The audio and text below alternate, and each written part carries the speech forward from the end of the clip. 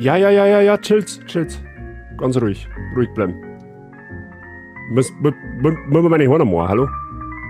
Stell die Frage nicht.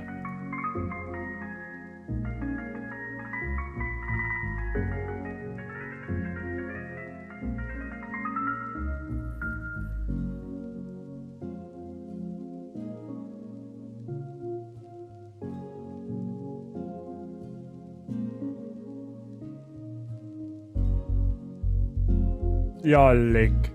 Es ist ein Baby-Bazi. Herrschaftszeiten, das geht mir jetzt gerade noch ab. Morgen Beinern Gammab 98 HAWEDEY Gammab 98 HAWEDEY Gammab 98 flauschig. Flauschig, sehr zauberhaft. So, wer wirft da schon wieder mit dem Geld in Ulla Herrgottsfriert? Sie fix nochmal. So, erst Mr. Boxer, habe ich dir. Merci dir für deinen Resub im 14. Monat. Wahnsinnige Zeit, da ich mal fast behaupten, möchte ich meinen. Danke dir. Viel Spaß weiterhin in der Basis und viel Spaß mit dem, was sowieso klar. Ich hoffe, dir geht's gut und Highlander, merci dir für deinen Resub im 9. Monat gesetzt zum Babybazi. Ich hoffe, er ist gesund und munter auf die Welt gekommen und er hat, ich hoffe, dass er einen Mordsschrei in der Früh los da hat, dass du ja sauer aus dem Big gefallen bist. Danke dir, natürlich auch für dich, weiterhin ein herzliches Willkommen in der Basis und viel Spaß mit dem.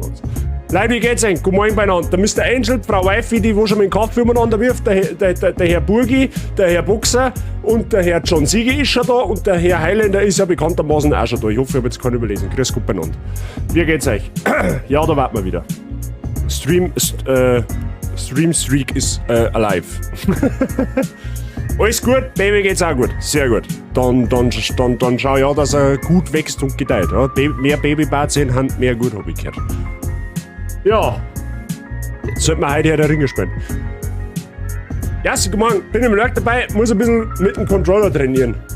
Mit dem Controller trainieren? Ach so, Cold Vein. Ja. Oh, I see. Eine Frau Marshall ist Souls-like addicted. I like. Gefällt mir, sehr gut. Ja, Spei habe ich, wie gesagt, bis zu dem Punkt auch selber gespielt, wo du gestern warst, bis zu dem Raum hat, wie auch immer, bis zu der Basis halt mehr oder weniger. Aber mir hat es dann auf lange Zeit doch nicht motivieren können. Das heißt was bei mir eigentlich, was soll es like geht. Aber gut, Hauptsache es gefällt dir. Und guten Morgen, schön, dass du da bist. Und danke für den Lurk, abgesehen davon. Der Sei ist auch da, ja super. Der Sei, da kann keine schlechte Stimmung nicht aufkommen, wenn der Sei da ist. Das ist zauberhaft. War gestern auf einer Geburtstagsfeier, hab nichts getrunken und bin trotzdem verkatert. Ich glaube, irgendwie hat da was in deinen Spezi reingemischt. Oder was auch immer du getrunken hast. War jetzt meine Theorie. Irgendwann brauchen wir eine Jugendherberge für die ganzen Babybazien. Hey, der ganze Stream ist eine Jugendherberge, ja? Der Bazi hat's bis zum Hot Tub gespielt, dann war's vorbei. Ja, genau, richtig. Ich hab so lange gespielt, bis dass ich gesehen hab, wie die den Booty shakt, wenn man in die heiße Quelle geht. Was? Okay, Spaß beiseite. Nein, ist ein cooles Game. Ist auf alle Fälle shit zum Zuschauen. Jedes Souls-like ist shit zum Zuschauen, abgesehen davon. Ja, das ist jetzt meine Meinung. Wie das andere singen, das weiß ich nicht. Aber ja. Aber es ist auf alle Fälle ein cooles Game. Da kann man nichts sagen. War gestern auf einem Konzert in Tirol. Schön was hast du da noch geschaut? Was hast du dir auf die Ohren gedröhnt? Booty Shake, heiße Quellen. Ja, da schaust, ich weiß nicht, ob die Yassi Wort gespeichert hat von gestern, aber dann schaust du bei der Yassi vorbei und schaust der Code Vein einmal an. Du wirst dann bei entsprechender Stelle verstehen, wovon ich spreche. Aber alles halb so wild, keine Sorge. Alles halb so wild. Naja. So. Freunde der Sonne, heute spielen wir Ding. Fertig, Herr der Ringe, die Gefährten. Ich bin mir jetzt eigentlich relativ sicher, dass wir das halt fertig bringen. Ich spoilere ja jetzt nicht vor, für die Leute, die das jetzt nicht kennen, aber wir haben ja noch so die eine oder andere Gegend, die wo wir erkunden werden, oder was heißt erkunden, die wo wir abklappern müssen. Ja? Und es bleibt spannend. Es wird auf alle Fälle wieder zauberhaft werden. Sollten wir jetzt frühzeitig mit dem ersten Teil fertig werden, so nach 1,5 oder 2 Stunden, dann fangen wir heute noch instant mit dem zweiten Teil an. Ja, den habe ich schon da unten liegen. Moment. Ja, da hat der eBay-Set wieder geregelt. Da habe ich in Discord gepostet, ja, falls wir da fertig werden. Wird man da noch rein tun. Wenn nicht, dann halt erst nächste Woche. Oder kommende Woche. Schauen wir einfach mal. Oh, warte, von gestern muss ich auch noch hin. Ja, nein. Lieber nicht, Wifi. gestern war es das zweite Mal in meiner Streaming-Karriere, dass wir Spei abgebrochen haben. Möchte man nicht glauben, aber Brotherhood hat mich gestern ganz schonungslos penetriert. Ich war von Brotherhood gestern einfach wirklich gebrochen. Das heißt, es ist eigentlich gegangen bis zur der Nebenmission mit der Flugmaschine und dann war's gut. Ich hab gestern, by the way, nicht mehr nachgeschaut, ob es an meinem Controller liegt oder ob es am Spiel liegt. Ich weiß es nicht. Aber ja, wir schauen uns dann morgen oder am Mittwoch wieder in Assassin's Creed um. In aller Ruhe. Ich werd dann vielleicht heute Nachmittag noch im Stream irgendwann, werde ich mal schauen, ob ich aus der Mission rauskomme. Wenn nicht, dann werde ich es wieder auf Krampf irgendwie fertig spielen. Ich werd das auch so machen, ich werde mir die habe ich schon auf meinen Rechner, die habe ich downgeloadet, ne? Ich werd den Part so schneiden, dass die letzte Mission, was wir gespielt haben, nicht mehr drauf ist, weil es einfach, ne? Muss nicht sein. Aber ja, das wird man schon. Wir spielen Assassin's Creed natürlich weiter. Wir spielen es auch fertig, um Gottes Willen. Ja, gestern, ja, auch ich hab mal einen schlechten Tag, ne? Und das war jetzt der zweite nach 1,5 Jahren Streamer. Das darf auch mir mal passieren, meine ich. Ne? Aber gut. Dafür spielen wir halt flauschig Herr der Ringe weiter. Ja? Das ist, glaube ich, für mich und auch für Eng ganz zauberhaft. So. So. Da ist man einmal nicht da. Ja, und dann versammelt es gleich was schon, ja? Nein, es war nicht so aus. Ne? Ich habe halt ich habe jetzt einfach keinen Bock mehr auf das. Bin dann rausgegangen. Und dann hat Yassi bzw. der Alex, die haben da einen sehr, sehr zauberhaften Einfall gehabt. Wir haben dann noch eine Stunde in Monster Hunter World reingegangen. Das war ganz eine gute Idee, weil das war richtig gut zum Oberkommen. Sinnlos Monster verdreschen, war ganz gut, Emotionen runterzubringen. War zauberhaft. War okay. Ne? Kann man nichts sagen. Aber nichtsdestotrotz war es ein cooler Stream. Das auf jeden Fall. Eine Sprechkollegin hat ein Konzert gegeben, unterschiedliche Musik haben sie gespielt. Weihnachtsmusik, Musical, eigene Musik und sogar ein Lied aus Chihiro. Das ist halt dann quasi genau dein wieder gewesen. Aber ist eh recht, wenn's dir gefallen hat. Das auf alle Fälle. War das in Minga oder was? Vermute jetzt mal. Raum München. Aber gut. Naja. So, ansonsten, was soll ich denn sonst zu sagen? Eigentlich nicht wirklich was. Außer, dass ich die Musik mal leiser machen kann, vielleicht. Genau, folgendes. Ich bin heute in der Früh aufgewacht und schaue in meinen Discord und stelle fest, ich bin wieder in fucking Twitch Clips Germany. Ich weiß auch nicht. Keine Ahnung. Es ist, da müsste Werbsch rutzt einfach eine, hey, du bist in Twitch Clips Germany drin. Und der Mike hat dann das Video reingehauen und jetzt ist die Frage, wollen wir uns das gemeinsam einmal anschauen? Also, die Frage ist jetzt, wann wir es uns anschauen. Ich hätte jetzt gesagt, wir spielen jetzt Herr der Ringe. Dann machen wir sowieso wahrscheinlich irgendwann einmal eine Zwischenpause, weil ich halt wahrscheinlich auch wieder 4 Stunden plus live bin. Und dann in der Zwischenpause kann man uns Twitch Clips Germany anschauen. Und dann kann man noch weiterspielen. Je nachdem, ne? Oder zum Schluss raus. Müssen wir mal schauen. Ich hab das Video noch nicht angeschaut. Ne? Ich weiß nicht, was für ein Clip das ist. Ja? Und ich weiß auch nicht, was die anderen Clips sind. Das, aber man denkt, hey, das war eigentlich eine ziemlich coole Sache für einen Stream. Deswegen hätte ich gesagt, das schauen wir uns halt gemeinsam an. Nachher irgendwann. wenn ein paar mehr Leute da sind. Birgit, habe ich dir. Sind wir spazieren gehen da und die Xbox ist nicht an. So eine Sauerei. Dann scheiß einmal die Xbox zusammen oder tauscht um. Da gibt es irgendeinen Gendefekt wahrscheinlich. Ja, gestern hat das so wunderbar funktioniert. Meskerlin, habe ich die Ehre. Mahlzeit, die Damen und die Herren. Mahlzeit auch an dich. Falls du gerade frühstückst, dann guten. So. Freunde. Jo. Twitch-Clips habe ich gesagt. Die gestrige Wort oder den gestrigen Stream ein bisschen Revue passieren lassen, haben wir auch. Die Like geht's auch gut. Jeder ist mit Kaffee und Kuchen oder was auch immer versorgt. Das X-Paket, das steht zum Boxen. Richtig. Dann darf ich sagen, Freunde, fangen wir mit Herr der Ringe an. Was meinst du denn? Ja, jetzt wird One Piece Musik im, ja toll. Ruffy, du musst jetzt leider Start sein, weil jetzt kommt der Frodo Beutlin. Ne? Frodo Beutlin OP. Das haben sie mal gesagt. So.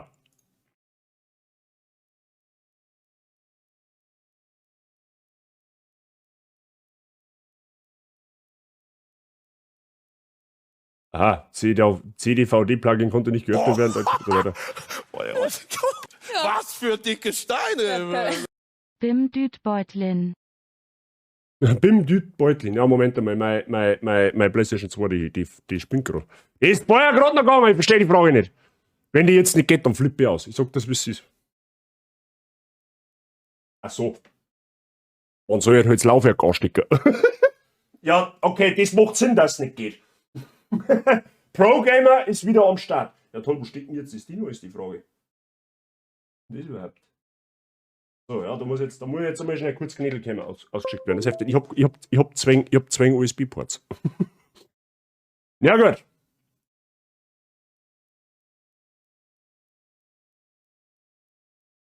Ja, Moment, da machen wir es halt nochmal so.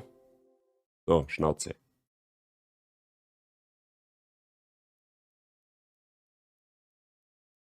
Ah, jetzt mag ich ihn.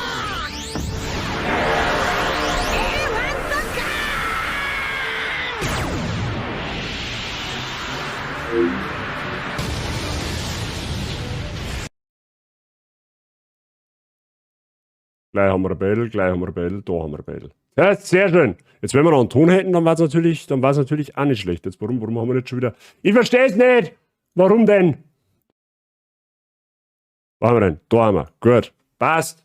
So, was ist jetzt da los? Sei, danke dir erst einmal für deine 50 Bits und danke, dass du Kathi in die Bazi-Gang holst. Vielen lieben Dank, Kathi. Willkommen in der Bazi-Gang. Viel Spaß mit den Emotes. Und habe die Ehre. So.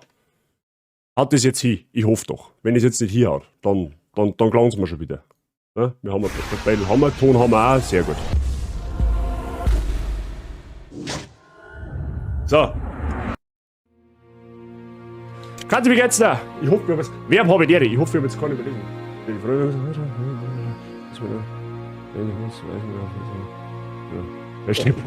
Ja, ja. So, Freunde, wo haben wir stehen geblieben? Im Trollwald, ja. Wir haben die Nazguls in die Flucht geschlagen. Der Frodo ist schwerstens verwundet. Unsere Aufgabe aus Aragorn ist es jetzt, die Hobbits durch den Trollwald nach Bruchtal zu führen. Mir actionreiches Wochenende. Ja, dann, die Wifi hat, glaube ich, noch 18 Liter Kaffee umeinander stehen. Da schnappst du einfach ein, zwei Haverl und dann hoffentlich wird das schon. Ja? So. Wie gesagt, wir haben jetzt im Trollwald und müssen wir schauen, dass die Hobbits da sicher durchkommen und dass wir nach Bruchtal kommen. Oh, leck. Wir müssen erst wieder an die Steuerung kommen.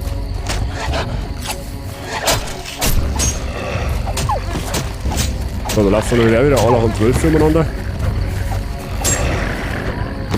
So, da sieht man es. Frodo Beutlin, äußerst schwer verwundet. Der geht ja ganz gebrechlich.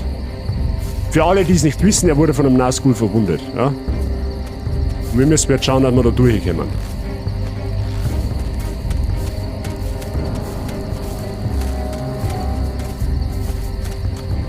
Wenn wir in Bayern bleiben. Der Trollwald heißt natürlich aus Gründen so. Ne? Kommt im Film auch nicht vor, an und für sich.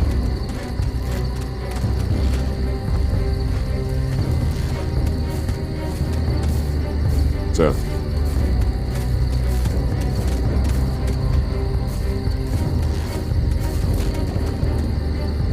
Ich hab da gerade was gehört.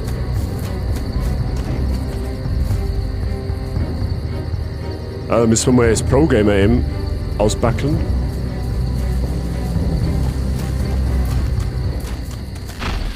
Aha, doch haben wir ihn schon.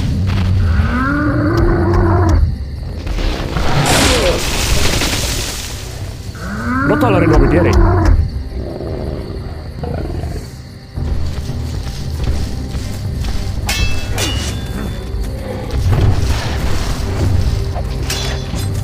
Jetzt kommen wir Wolf auch noch dazu.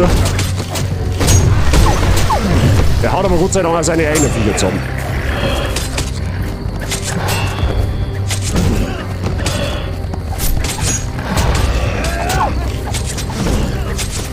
Wieder ein wenig unübersichtlich.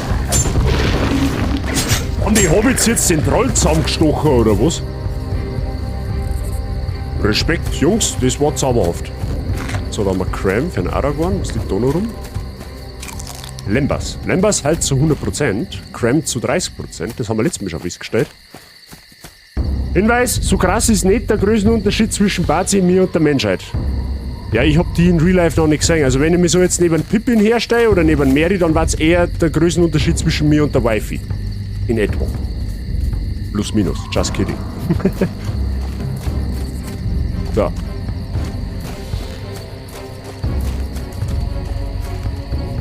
Aha, Wolfis.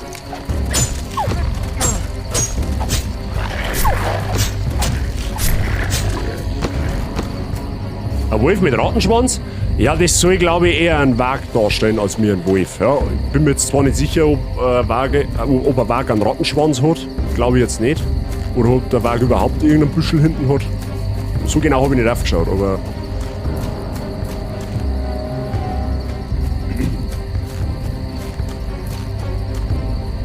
Da hinterm Eck ist wahrscheinlich Gefahr. Oder was?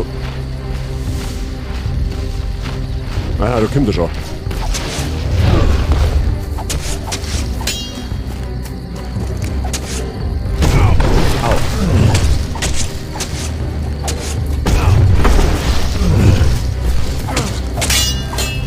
Sollte man wahrscheinlich nur zweimal hinhauen oder maximal einmal.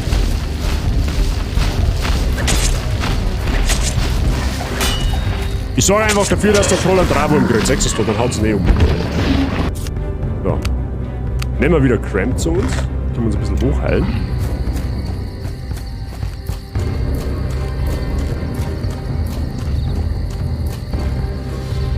Das glaube ich ist sogar für uns vom Vorteil, wenn wir auf sie warten. Ich habe jetzt mal ehrlich gesagt gerade einen richtig guten Job. Die stehen einfach um den ganzen Troll nieder.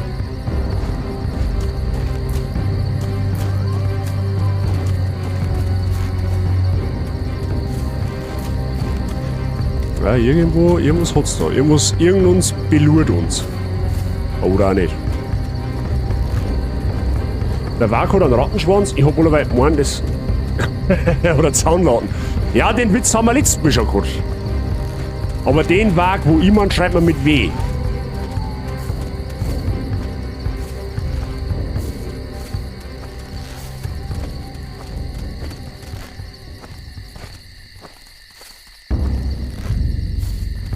Ich wollte gerade sagen, da geht's aber noch weiter. Oder jetzt Orks auch noch.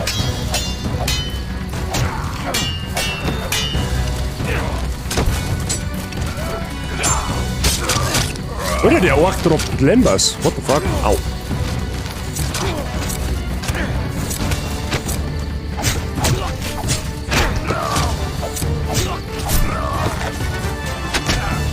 Du hörst sofort auf, mit deiner Axt umeinander zu schwingen. Ah, freilich, er trollt im Lana, ja, sonst was. Zwei Trolle, okay, jetzt wird's lustig.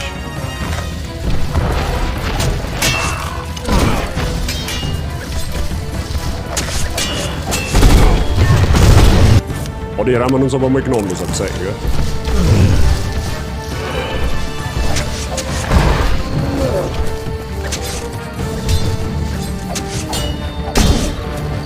Ja, 3 mit 2 ist suboptimal, GRD.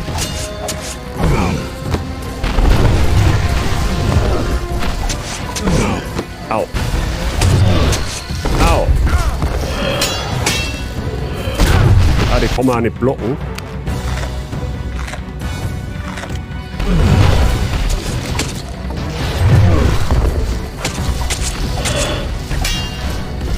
Genau, stich nieder, Mary. Braver ist er.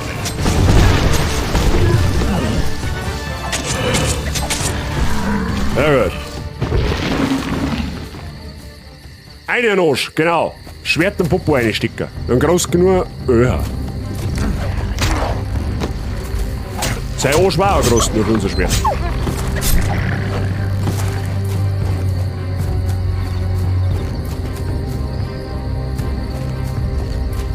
Ja, mal schauen, ob es da noch vielleicht irgendwo Heilung gibt, aber wahrscheinlich eher nicht.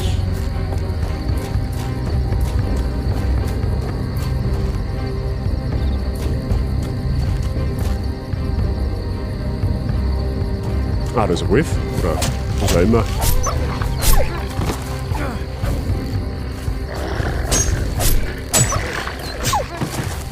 Alle Feinde in diesem Gebiet sind besiegt. Ja, okay. Ein Reiter nähert sich. Das sehe ich. Ai, na vedui du na dan. Ein Elbe. Mal Govanen Melon. Was hat er da gesagt? Freudige Begegnung, Freund, glaube ich. Das ist Glorfindel aus Elrons Haus in Bruchtal. Gut, dass wir uns endlich finden.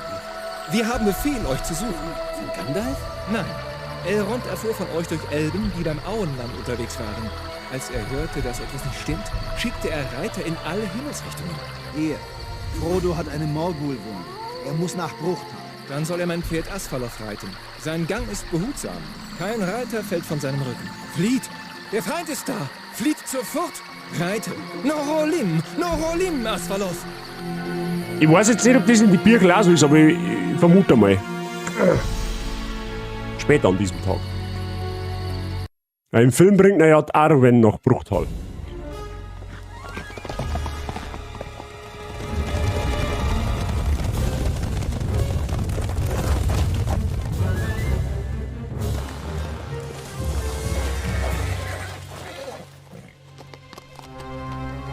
Bei Elbereth und Luthien. Ihr bekommt weder den Ring noch mich.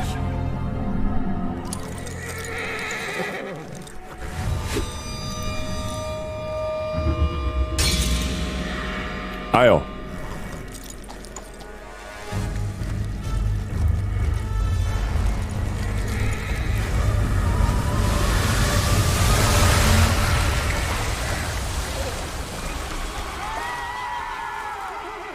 Kennen wir aus dem Film? Also in etwa so. Auf Elrons Geheiß rissen die Wasser der Spruinen die Ringgeister mit sich. Wir betraten das verborgene Elbenreich Bruchtal. Elrond, der Herr von Bruchtal, heilte die Wunde, die die Morgul-Klinge zugefügt hatte. Frodo erwachte und blickte in ein bekanntes Gesicht. Ja. Einmal spülen, bitte. So, ja. Ja, sauber. Jetzt die Nazgûl.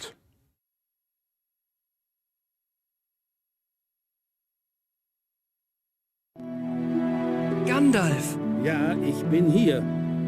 Nach deinen absurden Taten kannst du von Glück reden, dass du auch hier bist. Dann sind wir in Bruchtal.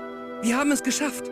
Aber dich hätten wir gebraucht, Gandalf. Ich wurde vom Verräter Saruman dem Weißen festgehalten. Doch nun bin ich frei und sehe erstaunt, dass du den Ring bis hierher gebracht hast. Hobbits scheinen dem Bösen des Ringes besser zu widerstehen. Danke, dass du Aragorn geschickt hast.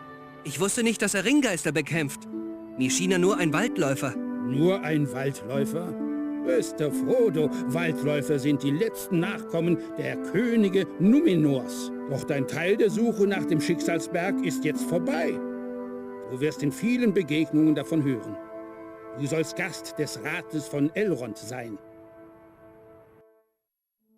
Hä? Ich mag den Pferdl gar nicht, mit den blutroten Augen auch im Film nicht. Ja, das Freunde, sind dies ist der Nazgûl. Hobbit Frodo, Sohn von Drogo. Er hat viel riskiert, um den einen Ring nach Bruchtal zu bringen. Frodo, dies sind die Führer der freien Völker von Mittelerde. Gimli, Glons, Sohn vom Zwergenreich Erebor, wo eine Invasion des dunklen Herrschers Sauron droht. Legolas, Sohn von Thranduil, König der Waldelben. Sie kämpfen in Düsterwald gegen Saurons Truppen. Boromir, Sohn des Truchsess von Gondor. Die Männer Gondors erleiden schwere Verluste, um uns vor Saurons Armee zu schützen. Saurons Macht hängt an diesem Ring. Wir müssen ihn nach Mordor bringen und im Feuer des Schicksalsberges vernichten. Vernichten? Du würdest unsere mächtigste Waffe direkt zum Gegner bringen? Wir dürfen ihn nicht benutzen. Er verdirbt alle, die ihn tragen. Je mächtiger der Träger, desto gefährlicher wird er. Ich mag den Ring nicht verstecken. Niemals werde ich ihn benutzen. Ein dunkles Rätsel. Die Starken, die nach Mordor könnten, wagen den Ring nicht zu berühren. Die nach Mordor könnten? Alle Armeen von Mittelerde zusammen könnten nicht nach Mordor. Eine kleine Gruppe könnte vollbringen, was eine große Armee nicht kann. Die Elben wollten sich mit den Zwergen gegen Sauron verbünden. Doch die Zwerge blieben in ihren dunklen Höhlen, um Schätze zu zählen. Wenigstens fliehen die Zwerge nicht aus Mittelerde. Doch die Elben ziehen in der dunkelsten Stunde in den sicheren Westen. Genug. Ich sage, nutzen wir den Ring als Waffe. Denn keiner ist mächtig genug, den Ring nach Mordor zu bringen. Ich nehme den Ring. aber ich kenne den Weg nicht. Ich glaube, du bist dazu auserkoren, Frodo. Wenn du den Weg nicht findest, dann keiner. Ihr schickt ihn doch nicht allein. Keineswegs, da ihr beiden unzertrennlich seid, Sam Gamgee. Gandalf wird eine Gemeinschaft der freien Völker gegen Sauron anführen. 9 Gefährten gegen Sauron und seine 9 Reiter. Legolas für die Elben und Gimli für die Zwerge. Für die Menschen Aragorn und Boromir von Gondor. Die restlichen 2 sollen große Helden sein, wie Merry und Pippin. Auch Hobbits sind ein freies Volk. ihr habt keine Vorstellung von den Gefahren unterwegs. Frodo auch nicht. Und ich nicht. Nicht einmal die größten Elbenfürsten könnten den Zugang nach Mordor erzwingen. Ich setze lieber auf Hobbit-Freundschaft als auf alte Mächte. Nun gut, die Gemeinschaft des Rings soll nach Mordor ziehen. Also man muss jetzt schon mal festhalten, ne? Für das, dass das Spiel fast 20 Jahre auf dem Buckel hat es damals emotional teilweise besser das rübergebracht, als wir es heutige Spieler hinbringen, ne? Ich meine, klar, es hat halt seinen Charme, ne? Das habe ich eh schon ein paar Mal gesagt. Das Spiel ist eigen, ne? Ich bin mir halt, wie gesagt, durch das, dass ich überhaupt keine Referenz nicht zu den Birkel habe, weiß ich halt nicht, was in die Birkel genau so vorkommt und was nicht. Aber ich vermute jetzt einmal, dass das Gespräch in den Büchern auch so ähnlich abgelaufen ist. Ne? Ich kenne ja nur die Filme. Da läuft es schon ein wenig anders ab wie da jetzt. Ne? Also ähnlich, aber halt anders. Und wo halt ich jetzt dann gleich dazu zum Sprecher komme, was ich halt damals, wo ich gesagt habe, das passiert doch eigentlich erst viel, viel später, habe ich mir sagen lassen, das passiert aber in den Birkel genau so. Da kommen wir aber gleich dazu. Ich finde das nach wie vor gut. Perfekt für den Sonntag, oder? Zum Oberkommen. So, man kann jetzt natürlich mit den einzelnen NPCs da sprechen. Das werden wir jetzt auch machen, weil da hat jeder irgendwas zum Erzählen. Ja, und einen Bilbo, meine ich, kann man da auch irgendwo finden. Ich bin mir aber jetzt nicht sicher, wo. Müssen wir mal schauen. Bücher habe ich nicht gelesen, aber die Filme. Du hast einen Film gelesen? Hast auf stumm geschaltet und Untertitel gelesen, oder wie? So. Ich verstehe, warum Bilbo hier bleibt.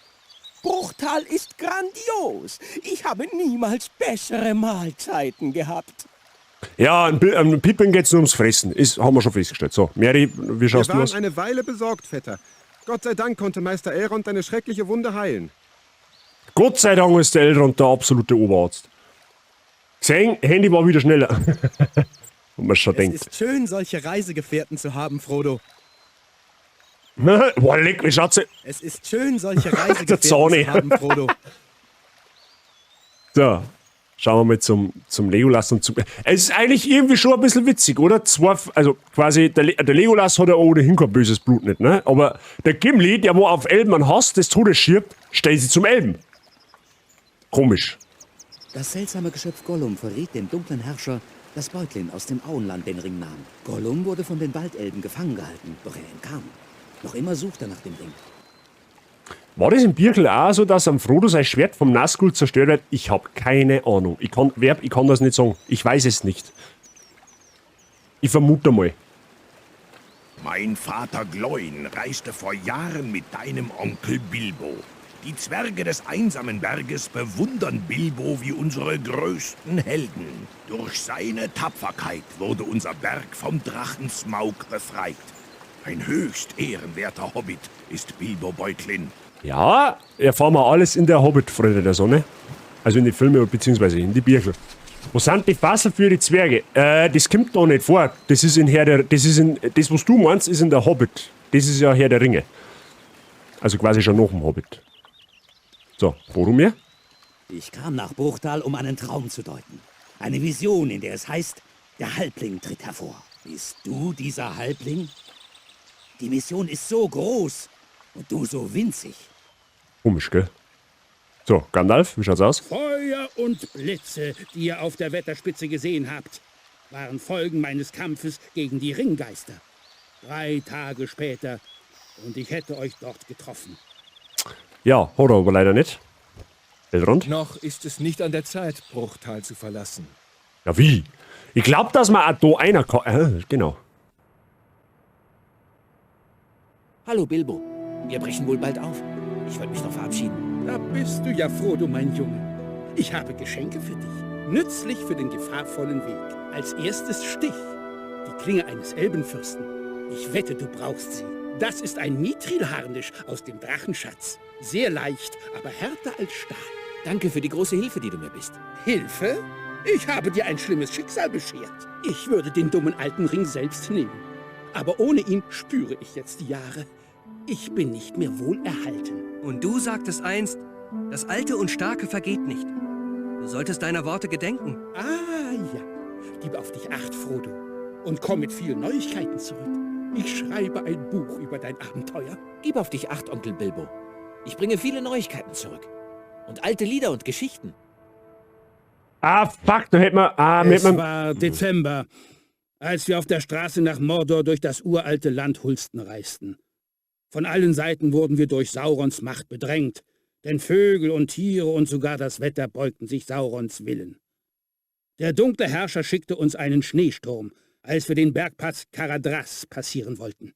Wir kämpften uns voran, bis ein Erdrutsch uns zwang, dem Berg den Rücken zu kehren und einen anderen Weg zu suchen. Macht in die Filme zum Beispiel der Saruman. Ne? In die Filme macht den Schneesturm, den beschwört der Saruman. Ja? Im Biergel macht das scheinbar alles der Sauron.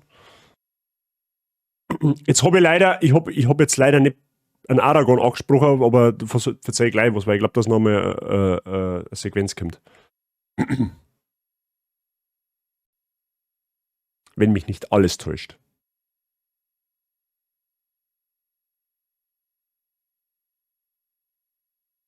Jetzt hat sie aber... Gut.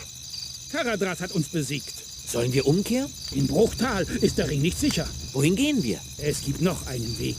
Die Minen von Moria. Ein übel beleumundeter Name. Aber in Gondor haben wir starke Verbündete. Damit rechnet der Feind. Daher darf der Ring nicht nach Gondor. Ich folge dir nach Moria, um die große unterirdische Stadt Khazad Dûm zu sehen. Ich komme mit. Sage euch aber, hütet euch vor den Tiefen Morias. Ich werde nicht gehen. Es sei denn, die ganze Gemeinschaft überstimmt mich. Die Stimme des Ringträgers sollte gehört werden. Ich möchte nicht gehen. Aber ebenso wenig möchte ich Gandalfs Rat ausschlagen. Wir müssen nach Moria. Und zwar bald. Gandalf hat recht. Wir könnten früher, als uns lieb ist, mehr Ärger bekommen. So, Freunde der Sonne, wir spielen jetzt als Gandalf. Ist doch zauberhaft, oder? Was ich eigentlich sagen wollte. Der Aragorn kriegt im Bruchtal das Schwert Anduril, die Flamme des Westens. Kriegt er ja im Film erst im 3. Teil, fast am Ende. Ja, oder sagen wir mal im letzten Viertel. Warum kommt jetzt so ein Gegner? Zupfte! Schnauze!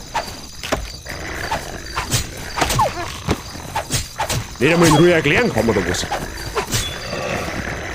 Das gibt's doch auch mal, oder?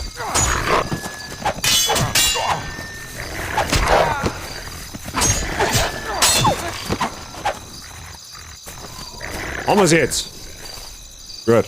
Wo war denn jetzt stehen bleiben? Der Aragorn kriegt im Film sein Schwert Anduril ja erst im 3. Teil und in die Birkel scheinbar kriegt er schon im Bruchtal, im 1. Teil. Ja?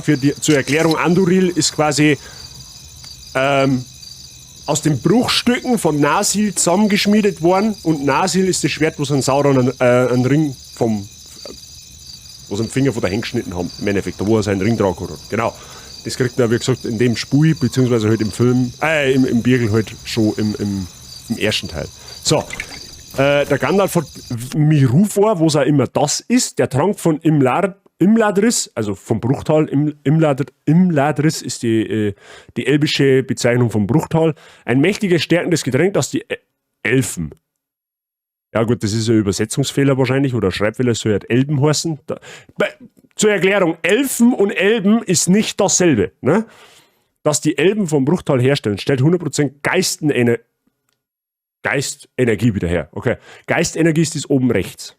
So, was haben wir jetzt da? Glamdring, das ist sein Schwert. Das scharfe, auch Feindhammer genannte Langschwert der Elben erstrahlt in fahlem Licht, wenn Gegner in der Nähe sind.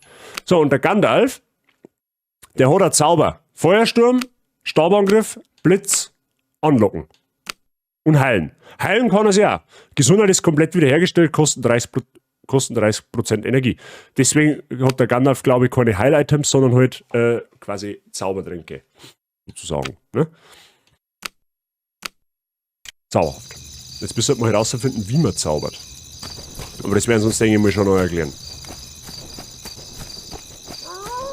Ja, halt die Goschen. Au. Oder persönlich immer.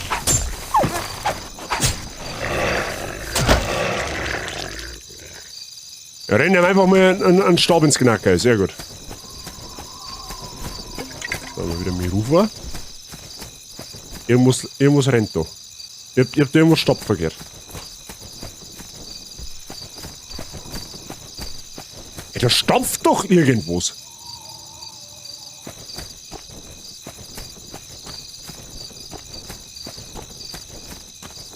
Und dabei kann man... Blitze, die mehrere Ziele treffen können. Ja, die Frage ist halt jetzt, wie zaubert man?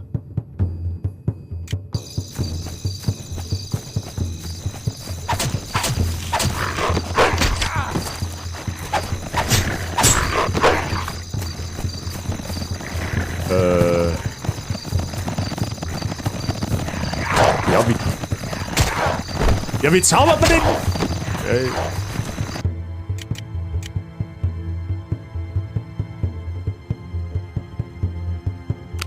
Nein, nicht, da wir wieder alles von vorn spielen müssen. Das bist du selber. Nein, ich hab Steps gehört, definitiv. Alter. Brudi? Wie soll ich jetzt... stabil, da die Song, I guess.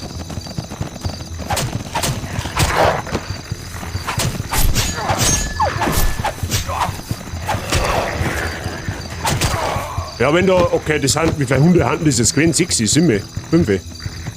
Gut, einer gespeichert hab. Lol. Ich muss mal schauen, wie man da zaubert. Das weiß ich gar nicht.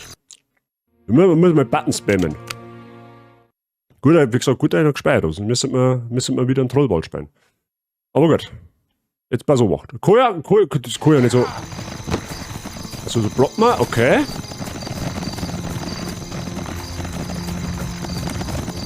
Ja, geht auch nichts. Ah, so zaubert man, okay.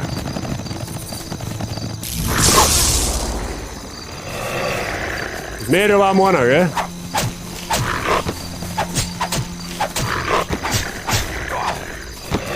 Kaum setzt der Gandalf Donnerblitz ein, hat's gar nichts mehr. Okay, also mit B tut man zaubern. Oh, fancy Heilanimation. Okay.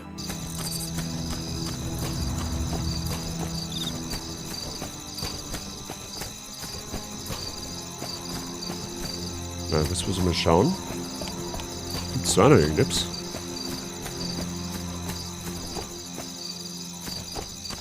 Okay. Dann speichere ich aber jetzt besser da, dass wir die Wölfe nicht nochmal machen. Das Tor von Moria ist offensichtlich unsere nächste Station, ne? Hauptsache im Hintergrund die guten Buschtrommeln, ne? Wer kennt's nicht? Herr der Ringe Afrika Edition.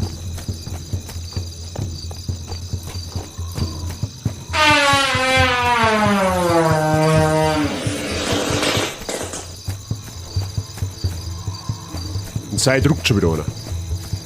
Oder hinter so Troll. Kann man den, jetzt pass auf, da bin ich jetzt gespannt, kann man den wegblitzen? Blitzen kann man schon. Ich weiß aber nicht, ob das Schaden macht. Oh, nicht abschubsen.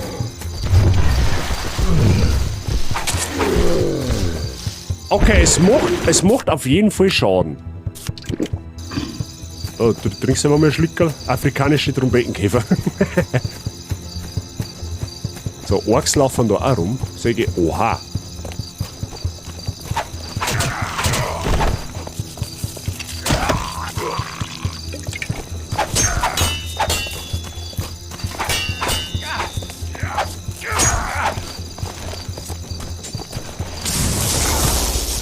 Okay, das trifft wirklich mehrere Gegner.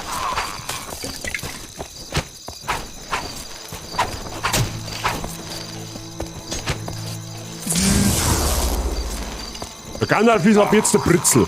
Wer schießt denn da mit Pfeile? Arschloch, du. Du schießt mit Pfeile, da gehst du her. Psst. Ist gone. Das gefällt, irgendwie, ich glaube, irgendwie ist der Zauber OP. Ich weiß auch nicht. So, können wir, kann ich dann da rumlaufen, ohne dass ich irgendwo oben stürze? Ja, tatsächlich kann ich. Gehen wir mal baden, ne? Vielleicht.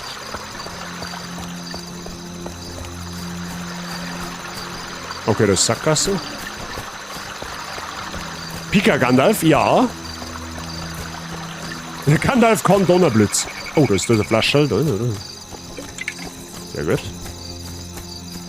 Ja, Felsen. Ja, offensichtlich müssen wir den Berg dann auf. Wahrscheinlich. Gibt aber jetzt wieder zwei Wege, ne? Es geht. Wahrscheinlich geht's eher da lang, weil da Feinde herkommen haben. Ne? Schauen wir einfach mal da auf. Vielleicht gibt's da auch noch irgendwas zum Sehen.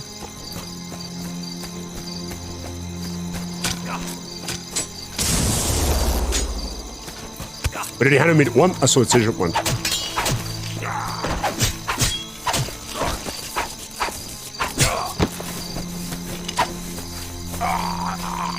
Mit der Mona.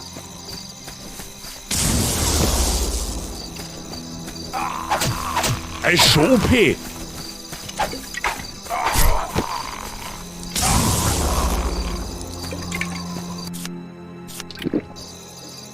Kann der Gandalf dann Voltec klar?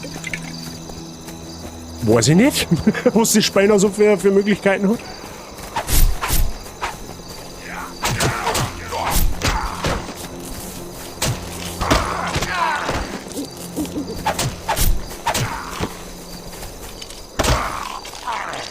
Ich feiere die Animation irgendwie, weil ihm einfach so ganz dreckig seinen Zauberstab in die Kehle reinsteckt. Ich meine, das sieht man zwar jetzt nicht so detailreich, aber irgendwie feiere ich die Animation.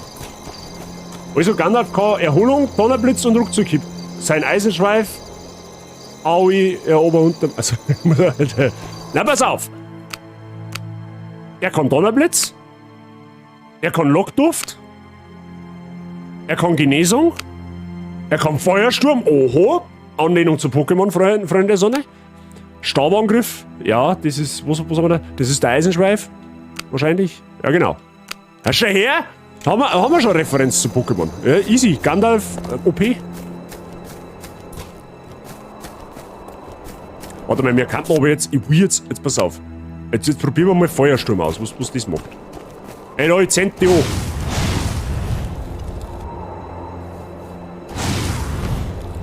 Ja, der ist irgendwie slightly unsatisfying. Ich weiß nicht, ich finde den Blitz irgendwie cooler. Warte, was kann da?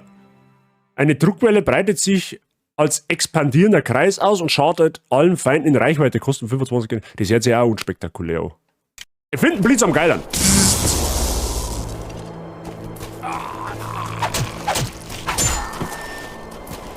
Scheiße, ich glaube, wir müssen da rauf. Ich geh nochmal in die andere Richtung, weil es so zwei Wege gehen.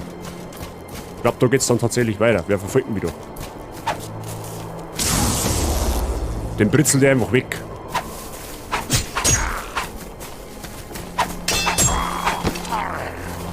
Gut. Kommt man da noch einer noch? Gandalf, Mann! Das ist ein legendäres Pokémon, by the way. Okay, schau mal, ich schau noch mal kurz nach unten, ne? So, Gefahr klingt ab, okay. Der Kopflauf ist ein bisschen cringe, weil da das Battle so wackelt. So, schauen wir mal da auf, weil da ist auch noch irgendwas gewesen.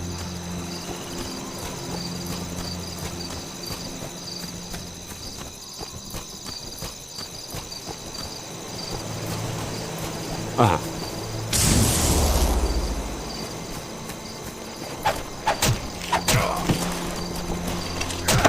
Ja, eine mit dem Stecker. Es war ja cool, wenn es nur Schutzschild kann. You should not pass. Ja, das ist, glaube ich, der Staubangriff. Das, glaube ich, soll der Staubangriff sein. Können wir ja mal testen. Warte mal, wo haben wir denn? Da, Staubangriff. Testen wir dann. Ja, das ist der. Den feiere ich aber jetzt irgendwie nicht. Ja, also ich finde, das Coolste bisher ist der Blitz.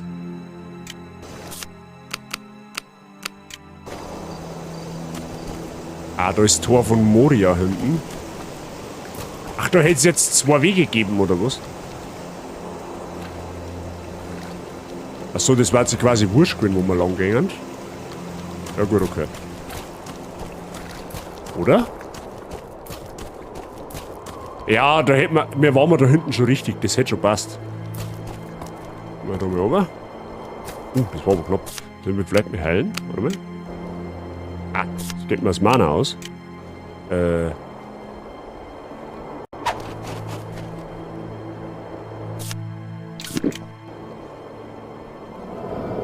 mal heilen.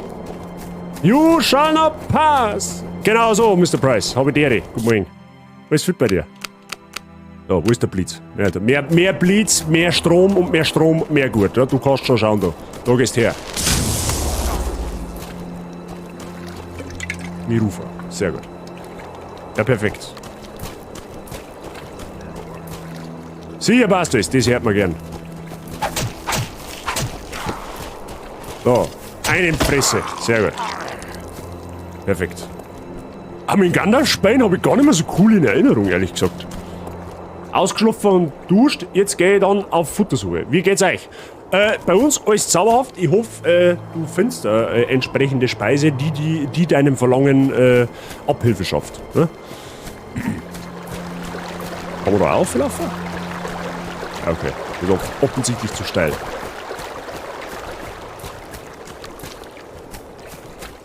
So, dann werden wir da wieder mal automatisch Sicherheit speichern, ja, damit ja nichts passiert.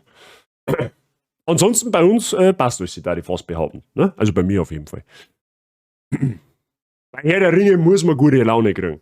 Was ist der Unterschied zwischen Gandalf und CR7? You shall not pass. I cannot. Ja, stimmt.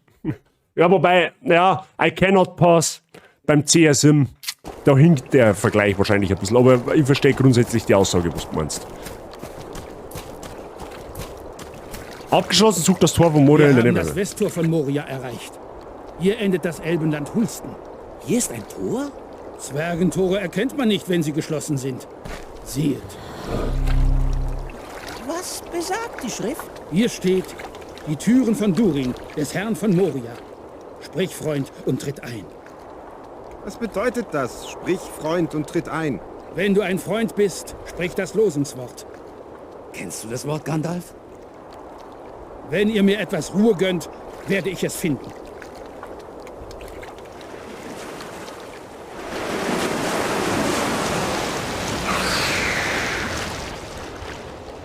Ja. Freunde der Sonne. Haltet die Bestie zurück. Augen der Feind.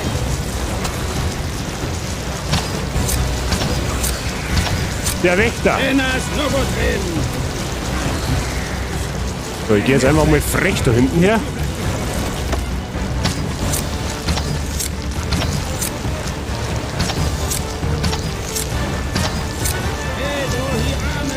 Der ist halt ziemlich easy eigentlich. Ah, weiter geht's, so.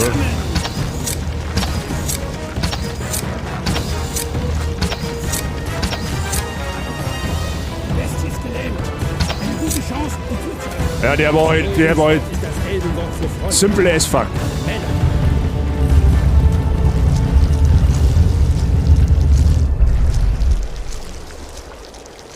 Ja, okay. Haben wir schon schwerere Bossgegner gehabt, ne? Und wir ist bei Asylanten, we have...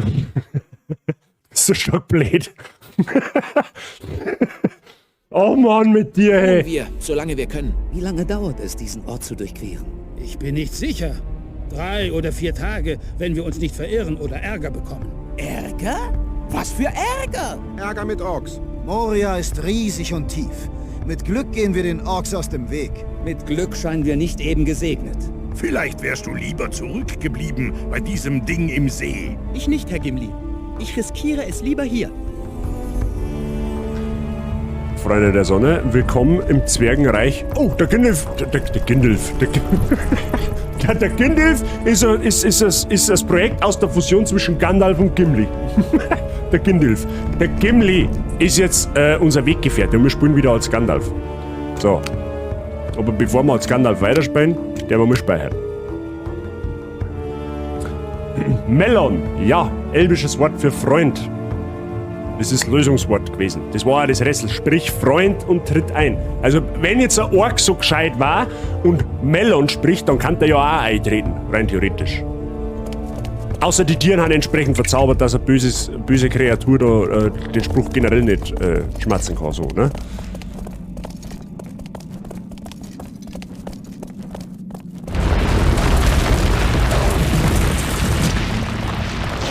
Da hat's selbst.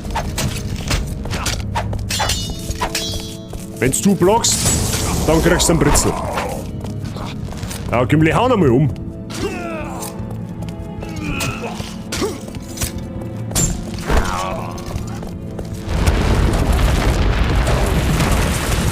Alter, wer wackelt denn die Bude da so?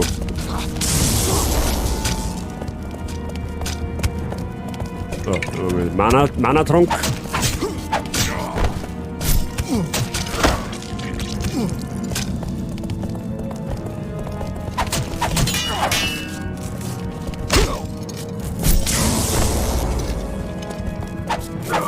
Ja. Oh, der Gandalf kann er Cram nehmen, okay.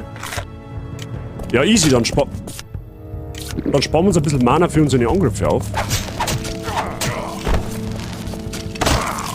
Und Lembas, okay, der Gandalf kann auch Lembas nehmen. Nice. Alles gut. Hey, jetzt den nicht zusammenhauen können, da, den Deppen da.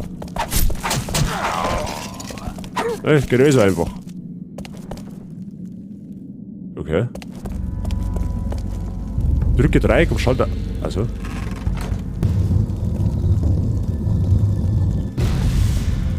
Okay.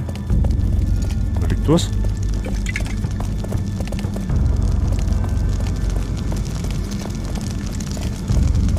Hallo?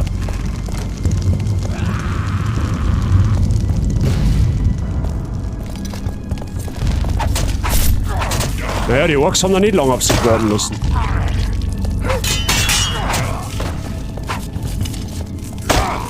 Oh, jetzt haben wir aber ins Pippel reingestochen, gell? Das tat mir auch weh. Du hast auch Cram wollen. Freunde, es ist übrigens möglich, in den Tod zu stürzen. Vor allem in Moria. Ja, also wenn ihr jetzt da weiterlauft, da ist nicht der Hidden Wall, sondern da fällst du gnadenlos nach unten. Ja, also in Moria, gerade in Moria, werden wir da ganz schwer aufschauen müssen, dass wir nicht in irgendein Loch reinrennen, wo man nicht hinkennt.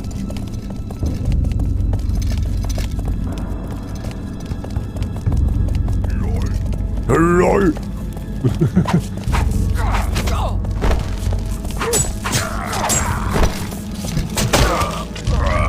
Naja, da wird halt besser, gell? Da liegt auf alle Fälle nichts. Ist zwar ein Volksfest. Hubner. Oh, jetzt her. An die beide hin? Möchte ja mal. Ja, ein Laufstock! Ja, genau so.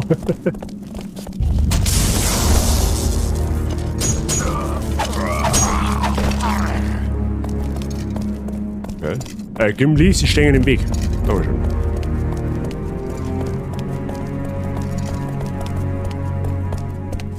Hä, das ist aber noch nicht, schon die Brücke von Khazad-dûm, oder? Das war ein wenig bald. Na, okay.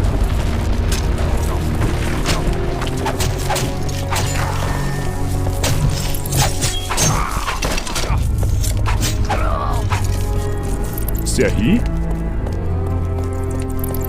Ja, wieso?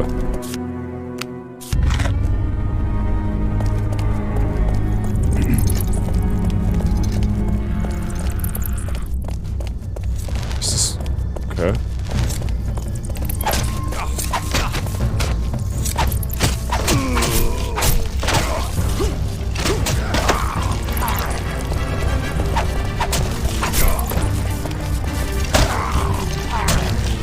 OP-Steckerkill.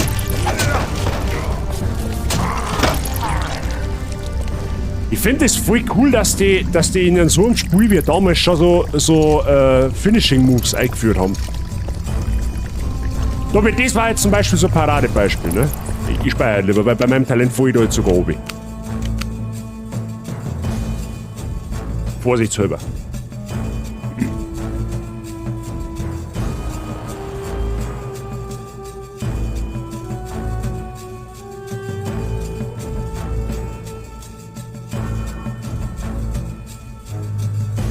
Na, jetzt tut die PlayStation 2 ein wenig hart bis zum Speichern, gell? Soll vorgehen. So, das ist jetzt zum Beispiel so ein Paradebeispiel da. Ne? Da ist jetzt ja, ein Loch und wenn du das nicht gleich siehst, dann geht es halt einmal ganz massivst weit nach unten. Ja, du bist halt instant tot. Und da hinten ist genau dasselbe, da liegt jetzt tatsächlich was. Gut, aber das ist eher ersichtlich, dass da nicht weitergeht. So. Weil wenn man da. Ich kann jetzt die Kamera leider nicht so dran, dass man es sieht, aber da geht es halt wirklich ganz, ganz tief runter. Ja, also da siehst du keinen Boden nimmer. So wie halt Moria eigentlich auch ist. Ne? Ganz, ganz tief. Mich würde mal interessieren, ob man einen Gimli oben schubsen kann. Probieren wir jetzt lieber nicht.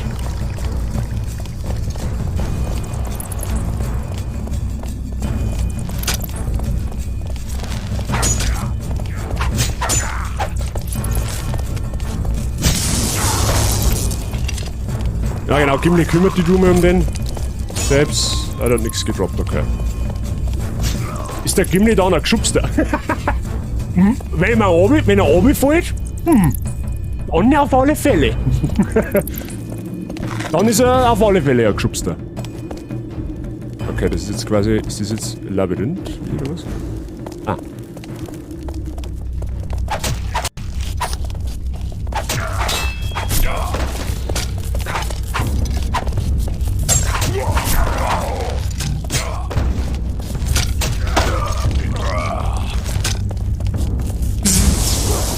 Das gefällt mir brutal. Also, Gegner einfach aus der Distanz wegbritzeln, das hat irgendwas. Ich mag ein Remake von dem Spiel. Wer da ich da der Remake oder sowas vom Feiern, ich sage Ihnen präzise. Herr der Ringe Trilogie Remake, shut up and take my money. Jetzt sollte man halt wissen. Da gibt es jetzt mehrere Wege. Aus!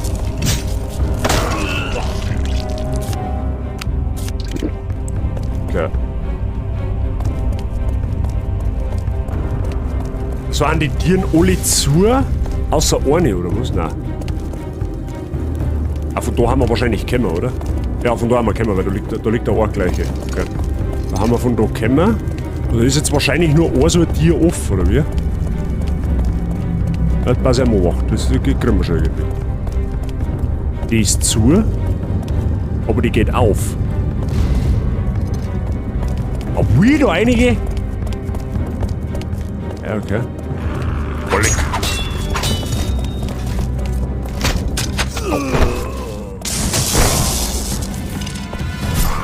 Geht nix.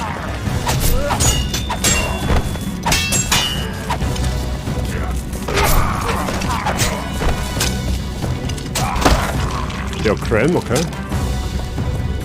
Okay, da ist auf alle Fälle ein Riesenloch. Da schießt jemand mit einem Bogen, oder? Da ist auch ein Loch.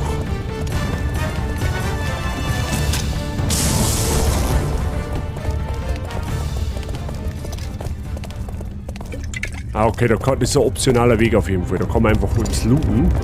Aber gut, mehr Loot, mehr gut. Nehmen wir mit. Okay, die Tieren gehen also alle auf. Und eine ist schon offen und die, wo schon offen ist, da wird es wahrscheinlich weitergehen.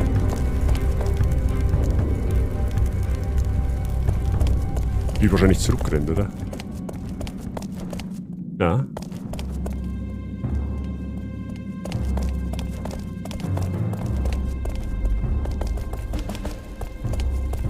Schaut aus wie ein Aufzug.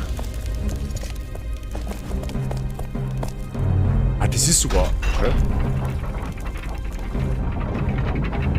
Ein Stockwerk tiefer.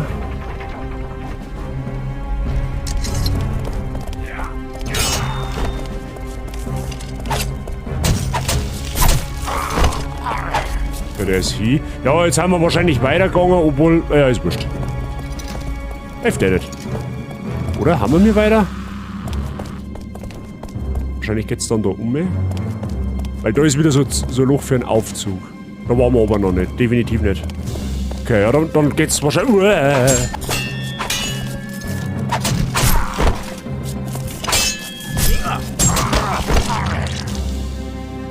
Ja, wir haben ihn so stark verdroschen, dass er in der Wand verschwindet und du zupfst die erste Stelle.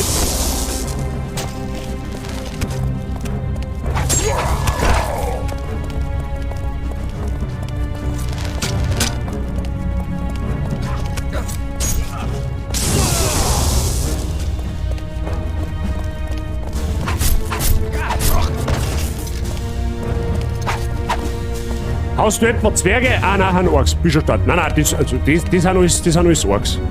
Das sind alles Orks. Keine Sorge, ich darf ja nie einen Zwerg verhauen. Sowas würde ich niemals tun.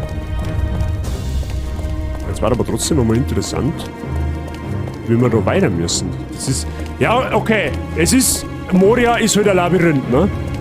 Also, das passt ja schon. So, da wo der Schubkorn da liegt, das merken wir uns einmal. Da geht es in so einen Hintergang alleine.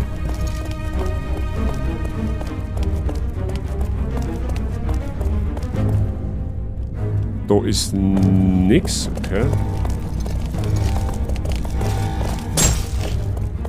Okay, da kämpft er.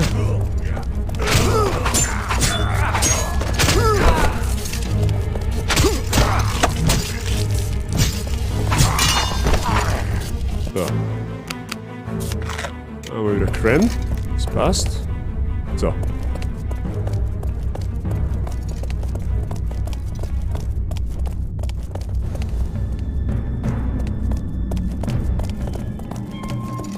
Von da haben wir nicht kennen.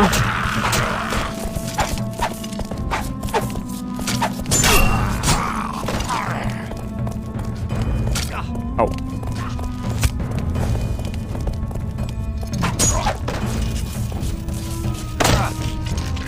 Okay, der droppt immerhin was.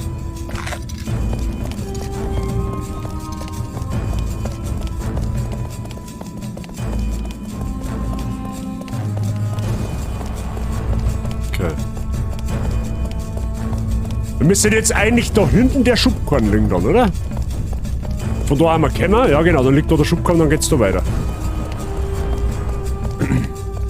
Passt ja.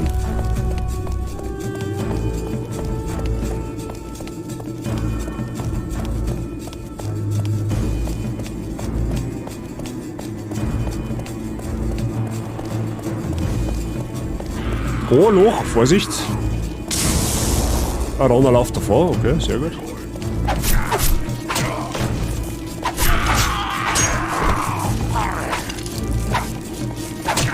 Oder ist der größer?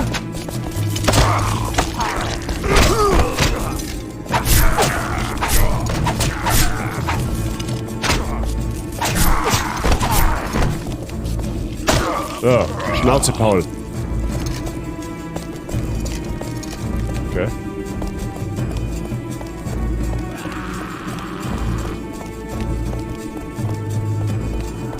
Wo? Ach, da hinten.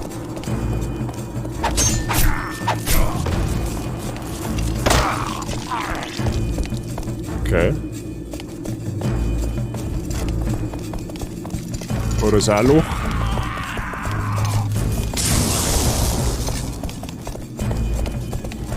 Da geht's aussehen. Ah, nein, da mag ich nicht kämpfen. Boah, leck mich am Arsch. Gimli, du bist zu breit. Oh. Ah, du mal speichern. Ich bin schon wieder nicht geheuert worden. Safety first.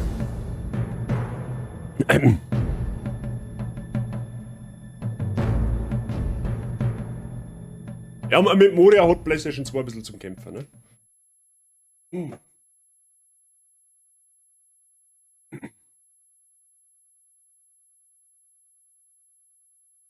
So, der Ton ist kaputt, oder was? Das war's ja jetzt.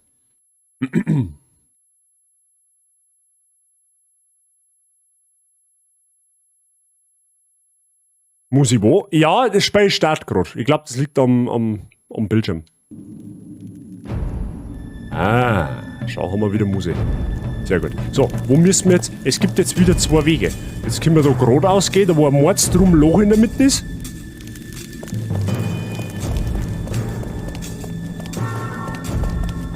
Ah, oder wir gehen einfach da in den Vorratskammer.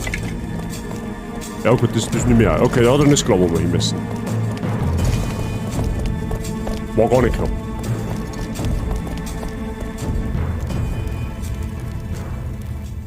Die Hobbits brauchen Ruhe, Gandalf. Dies scheint ein guter Lagerplatz zu sein. Stimmt, so gut wie jeder andere in der Nähe. Na gut, Gimli. Wir rasten hier. Aber nicht lange. Orks sind auf der Pirsch. Passt schon, Kathi. Danke dir für den Werk. So, jetzt schauen wir mal, ob wir da hinten in das Loch reinschauen können. Ja? Das ist ein guter Call von der Wi-Fi. Aber ich glaube, dass wir da nicht oben schauen können. Nein, ich kann der Kamera leider nicht so dran, dass wir da oben schauen können. Aber da findet man mit Sicherheit noch irgendwann in Moria einen besseren Spot. Vielleicht kann man da oben schauen. Mal schauen. Nein, das geht leider nicht. Nein, geht nicht. Ich kann die Kamera leider nicht nach oben dran. Gut. Haben wir jetzt eigentlich komplett kalt? Oh, geil, tatsächlich. Wir haben komplett kalt geworden. Nice. So, den Hebel hebeln. Und hinten ins Loch reinschauen ist... Okay. Dann wäre wieder ein Drama. Gaba Gandalf sei 5000 Watt Base-Maschine auf. Warte, pass auf, Dampfe. Die Base-Maschine ist so stark, die funkt. Kann ein Ork seine Eier wegbrutzeln.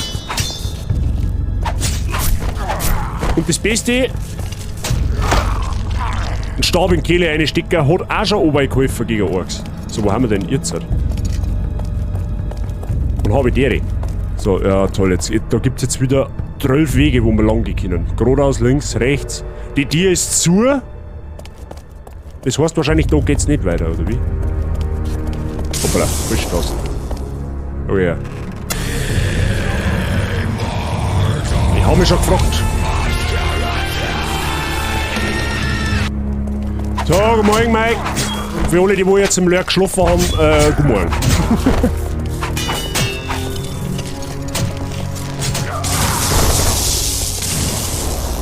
Also, not satisfying ist, wenn man 3 auf einmal weggebritzelt. Das gefällt mir. Das ist ja richtig geil. Da ist jetzt ein... Okay, da ist Sackgass.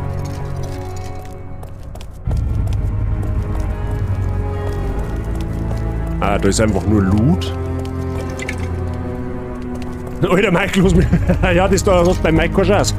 Da hast du keine Chance. Okay, da ist ein Bruck.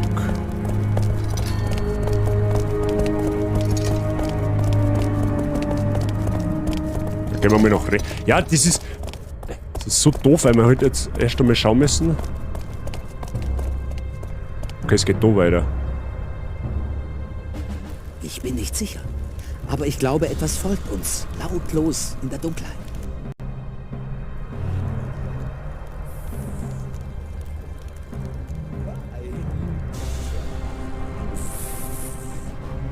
Wo ist die? Ah, Gollum.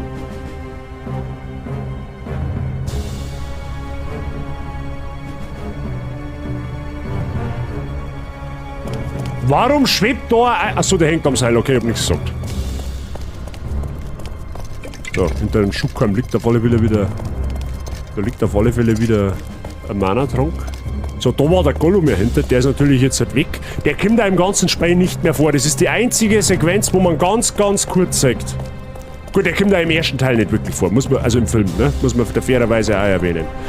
Wie es jetzt natürlich wieder in die Bücher im Allgemeinen ist, das weiß ich nicht. So. Jetzt haben wir links gewählt, jetzt haben wir rechts gewählt und links ist noch eine Brücke. Also gibt es so 3 Brücken dann praktisch, oder was? Ach so, ja, das ist natürlich jetzt geil. Da ist das kaputt, da geht's nicht weiter, da müssen wir...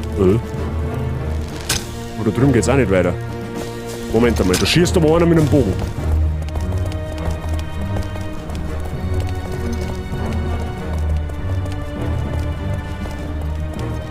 Schauen wir mal, den britzelt man gleich einmal weg, damit er sich auskennt.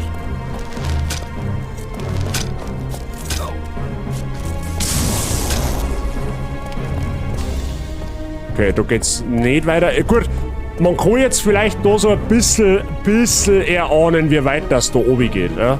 Wenn man jetzt da so 4 schaut, ja, man erkennt nicht ungefähr gar nichts, aber man kann halt die Kamera da nicht so dran, dass man richtig oben sieht. Ja, aber, so, okay.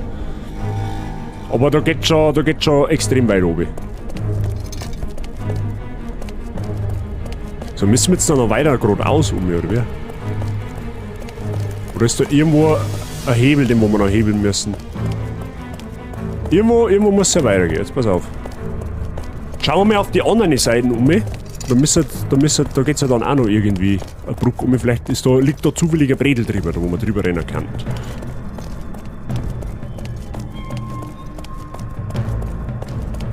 Da haben wir aufgehebelt. Da hinten waren wir. Das ist jetzt die Brücke. Ja, genau.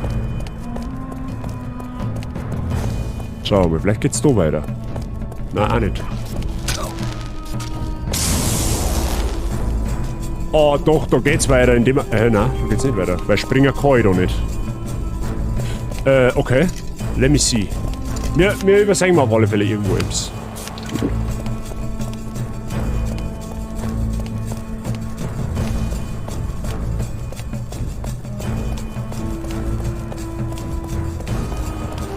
Da liegt das Schwert. Okay. Ja, aber das hilft uns jetzt gerade überhaupt nicht weiter. Ja, wie können wir jetzt da weiter, ist die Frage. Ist da noch irgendetwas drin? Auch nicht.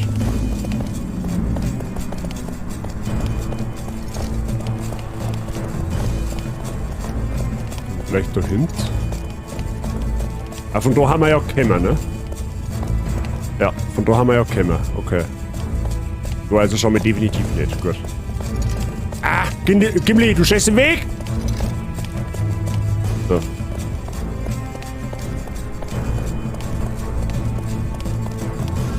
Ah, da ist er. Oh Gott. Da ist ein Hebel. Den habe ich nicht gesehen. Ja, und dann fährt das ein Blatt. Okay. Ich habe den Hebel nicht gesehen.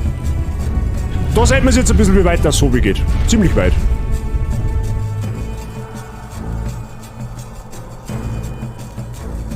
Ja, okay, also von uns aus links gesehen, gehen wir dann rüber.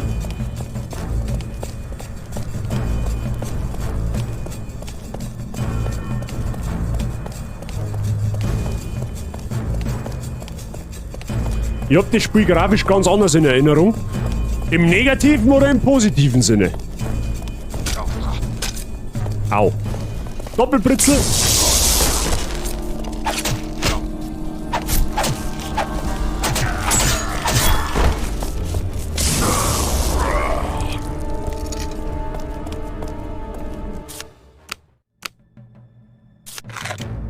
Gut.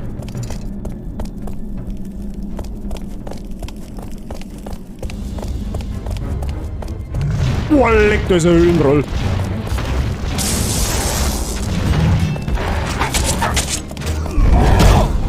Ja, das ist jetzt ein ganz unflaschiger, ganz unflaschiger Ort zum Kämpfen.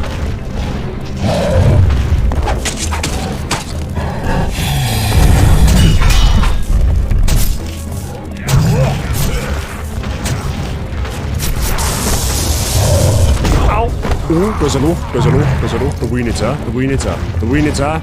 Ich kann der runterfallen, der Dicke.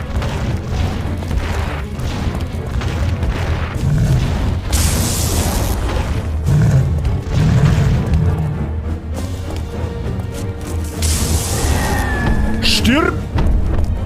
Finde ich auch cool, dass die vom Design sich ein bisschen abheben von den Trolle, die wir zum Beispiel im Wald gesehen haben. Ja? Der ist viel stacheliger und runder. Also, ne, vom Kopf her meine ich jetzt, ne? Der Waldtroll, der war mehr so kantig und so statscht im Gesicht und der hat also so richtige Mimik, ne? Ja, da tun wir das erst mal heilen. Sehr gut. Aber der Höhlentroll, der kam, da ist wieder Hebel, okay. Der kam jetzt sehr überraschend.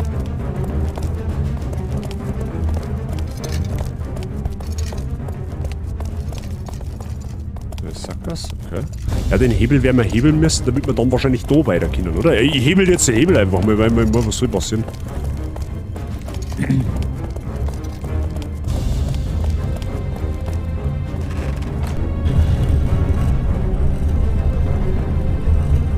Ja, da werden wir halt dann wahrscheinlich jetzt auch weiter müssen. Ich tippe jetzt einfach mal.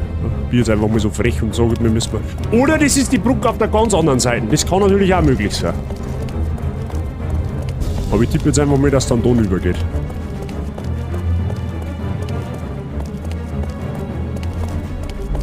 Ah, das ist tatsächlich die Brücke auf der ganz anderen Seite. Aber den Loot, den nehmen wir natürlich mit. Ein Cram und zwar mit Mirufa. Das nehmen wir.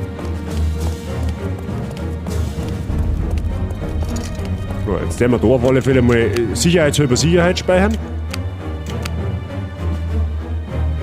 Nach dem Troll, glaube ich, gar keine so schlechte Idee.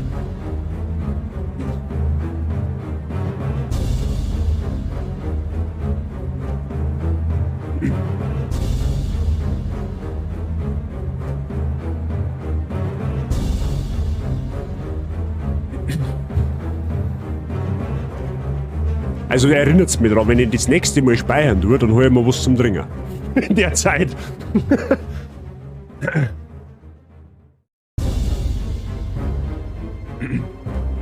Ist jetzt ab jetzt der Speicherscreen-Simulator. Ja?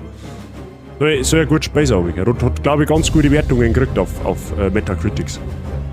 Können wir regeln? Moment. Nein, warte.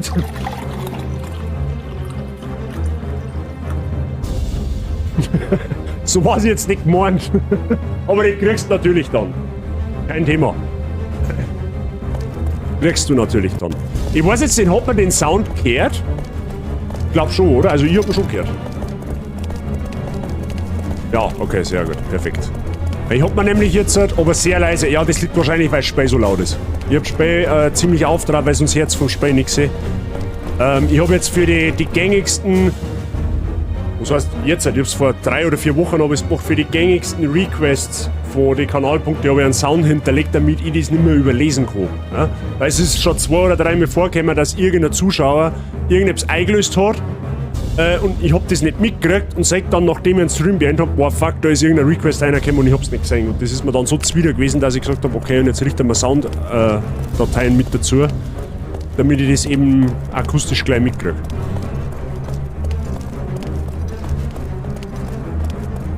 Ja genau, wir müssen ganz nach hinten. Moment, du hast da einen Request. Oh, was kommt denn jetzt? Aber wir schon ganz links, ja. Wir müssen jetzt so theoretisch da drüber kommen. Yeah, this is big brain time. Big Brain Time, okay. Die 8 Mbit Speicherkarten, das war damals schon Speicherlevel Endboss. Oh ja, damals hast du dir 8 Mbit Speicherkarten gekauft und du hast gelangt. Da hast du kein Wort nicht gebraucht. Und du warst der absolute Überking am Schulhof, wenn du 16 Mbit Speicherkarten geholt hast. Da warst du der krankeste Motherfucker überhaupt. 16 Mbit. Ja, okay, der Mike hat scheinbar 16 Mbit Speicherkarten geholt. Moria 3 Durchgänge. Das ist, glaube ich, ein sehr guter Punkt, um jetzt die 2 Requests schneiden zu müssen, weil da scheint es relativ stark zu sein. Ne? Du hast dein 8 Megabit damals voll. Oh, oha, da hast du aber dann viele Spiele gehabt. Oder 2 mal 8 Mbit Originale. Ja, genau, der Typ war ich. Ich hab 2 8 Megabyte Speicherkarten gehabt, die schwarzen für PlayStation 2. Ja? Warum ich 2 gehabt hab, das weiß ich nicht mehr. Ah doch, ich weiß ich schon noch. Ich hab mir damals nämlich ein Spiel gekauft, Yu-Gi-Oh! Forbidden Memories, das war auf der PlayStation 1. Habe ich auch schon mal überlegt, ob man das einmal 1, 2 Mal oder ob man das einmal im Stream spielen. Da gibt es nämlich ein Mod dafür. Und da haben wir mir damals 2 Speicherkarten gekauft, damit ich quasi 2 Spielstände machen kann und hab dann bei der einen Speicherkarten immer von neu angefangen und hab mir dann immer die besten Anfangskarten auf die anderen umgelohnt, damit ich dann ein brutal gutes Starterdeck hab. Also, ne? Damals war Herr Bazi auch teilweise schon Big Brain. Ne? Heute passt auf 8 Mbit wahrscheinlich nicht einmal mehr ein Handyfoto. Ja, so ungefähr. So ungefähr. Damals hast du mit 8 Mbit, wie gesagt, hast du auf der PlayStation eigentlich ausgesagt. So, ich hol mir jetzt schnell was zum Saufen und ein entsprechendes Behältnis, ne? Und dann machen wir schnell die 2 Requests und dann der mein Herr der Ringe weiter. Ich switche jetzt wegen den paar Sekunden nicht im Pausenscreen, okay? Bis gleich. Jetzt ist aber Pause. Ich sag dir, wann Pause ist, Alter! Ich hau dir gleich einen Anzug, wenn du Stepper bist!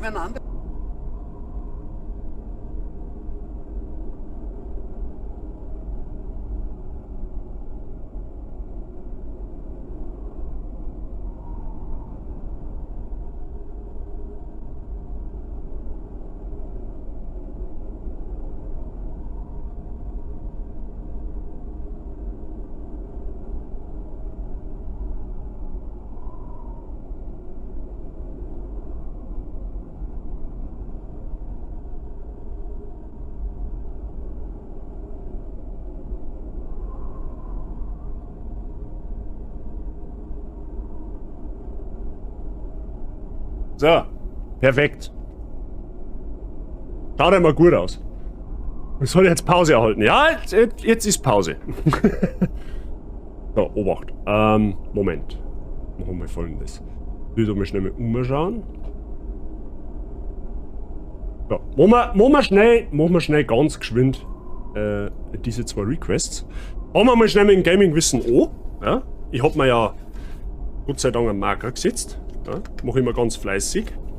Letztes Mal haben wir uns über Banjo-Kazooie unterhalten. Das war eine Pause, Gnädelcam, wo? Ja, ich krieg's noch Gnädelcam. Keine Sorge, die kommt halt schon noch. Ja, die ist jetzt gerade aktuell abgesteckt, weil ich ein bisschen einen USB-Port-Mangel habe an meinem PC. Und da jetzt aktuell mein Controller, mein externes Laufwerk dran hängt und halt meine Festplatten, wo das ganze Overlay, wo die Fotos auf das ganze Overlay zeigen. Ne, die haben da auf der Festplatte gespeichert. Wenn jetzt meine Festplatten ansteckt, dann seht ihr von meinem Overlay ungefähr gar nichts mehr. Das ist so flauschig. Ja, den kriegt's auch noch. Ist mir auch recht. Jetzt fangen wir erst einmal mit dem Gaming-Wissen an. Ne? Wir müssen einen Bildungsstream ja am Leben erhalten. Das letzte Mal haben wir uns über Banjo-Kazooie unterhalten und heute unterhalten wir uns über... Oh, wo haben Call of Duty MW3 Spieler? Call of Duty MW3 Spieler wo? Muss sich orientieren, die Pause. Ja. Da bin ich jetzt gespannt, ob die das confirmen können. So was gibt's? Ich noch nicht oder so.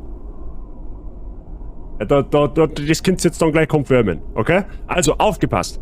Legt sich die Spielfigur neben einen der Grabsteine auf der Mehrspielerkarte Sanctuary aus Call of Duty Modern Warfare 3, hört man Geisterstimmen. Ist das true oder ist das nicht true? Also Name, legt sich die Spielfigur neben einen der Grabsteine auf der Mehrspielerkarte Sanctuary aus Call of Duty Modern Warfare 3, hört man Geisterstimmen. Ja, ist okay, der Sai kann es confirmen, ist ein Easter Egg. Der Mike hat es scheinbar nicht gewusst. Okay, ich sollte schon Modern Warfare 3 starten und das ausprobieren. Da sprenge ich Habitäre. Oh, ja genau. Wie, das ist der mag ich wissen, ist das wirklich confirmed? Ausprobieren. Ja, okay, an alle, die wo Modern Warfare 3 haben, die werden jetzt wahrscheinlich, und die, wo jetzt gerade im Sinn haben, die werden das jetzt dann wahrscheinlich einmal testen. Außer der Sei, weil der weiß ja offensichtlich schon. Ja, cool. Haben wir schon wieder, ja, die Call of Duty Spieler lernen an hier aus. Ja? Obwohl die haben einer Aim bis aufs Maximum perfektioniert, ja, aber auch die lernen immer mal was Neues dazu. Schön. So. Jetzt gibt's dann Flauschknädel und noch was zum Trinken. Sehr gut. Heute geht's irgendwie wieder richtig gut. Ha? So, jetzt schauen wir mal, wem von den 2 Racker ich zuerst erwische. Ich glaube, heute ist Paula dran, wenn mich nicht alles täuscht.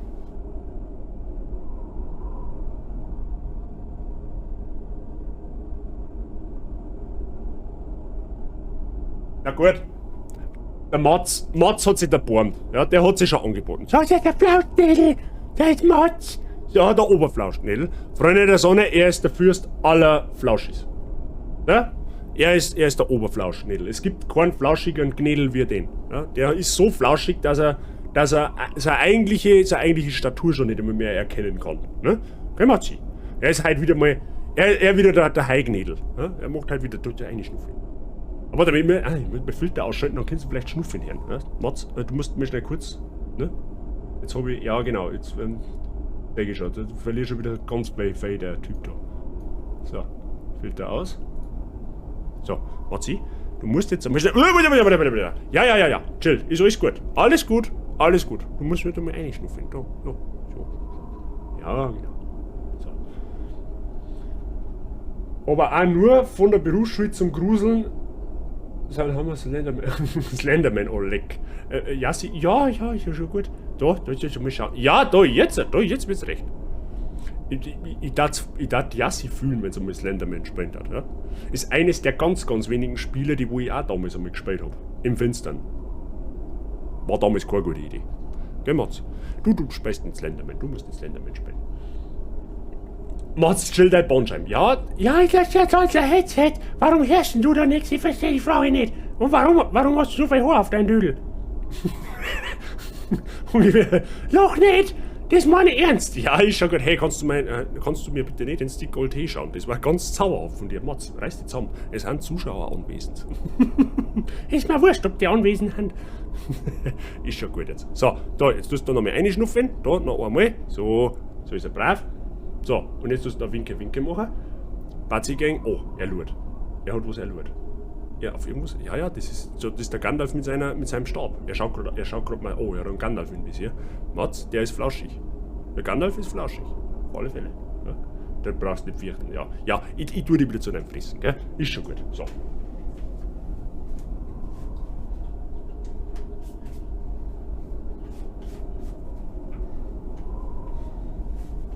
So. Die Katze schaut komisch aus. Ja, es ist ein Löwe, ein Zwerglöwe. Haben wir gestern beim Aldi im Angebot gekauft. Ja. Die haben jetzt eine Zuhandlung, neuerdings, da gibt es Zwerglöwen gratis zum Testen. Schauen wir mal. Gut. Freunde der Sonne, jetzt kommen wir zum eigentlichen Thema. Frau Waifi, as always, du hast immer das perfekte Timing für eine komplett frische Flaschen Schwipschwapp Zero. Ne? Da ist ganz viel ASMR drin. Ich weiß nicht, die Waifi riecht das irgendwie immer. Die macht immer dann einen Request, wenn meine Flaschen leer ist und ich eine neue brauche. Ja? Also die holt quasi das Maximale aus.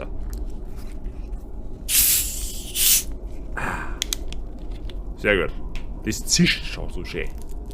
So, jetzt habe ich ungefähr 3 Kilo Haar in der Futzen, aber ich mag ja auch was haben von meinen Flaschen. Gut, aufgemerkt, Freunde der Sonne.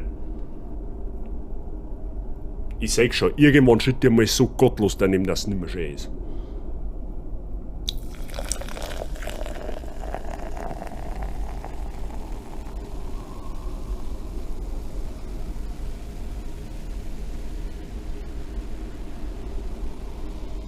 So, alle, die wo jetzt noch keinen Durchgehabt haben und noch nicht auf dem Klo waren, tun sie dieses jetzt. Ja, bevor wir mit dem Spiel weitermachen. So, in diesem Sinne, Prost, Basigang, Waifi, merci dir, dass du um meine Dehydration besorgt bist. Schön, dass du da hast. Ich wünsche dir einen schönen Sonntagvormittag. Prost.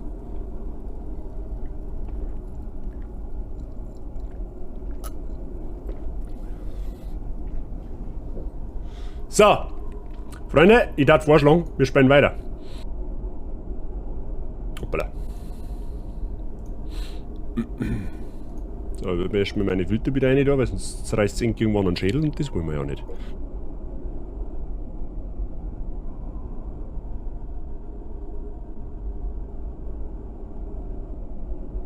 Ich hab gehört, dieses ASMR ist krebserregend. Warum die das geil finden, weiß ich auch nicht. Ja, wir haben ein spezielles ASMR, wie du gerade gesagt hast. Ja, unser ASMR ist ja ein bisschen cooler als wie das ganze Plastik-Ohrmuschel ausschlecker. Das ist, weiß ich nicht.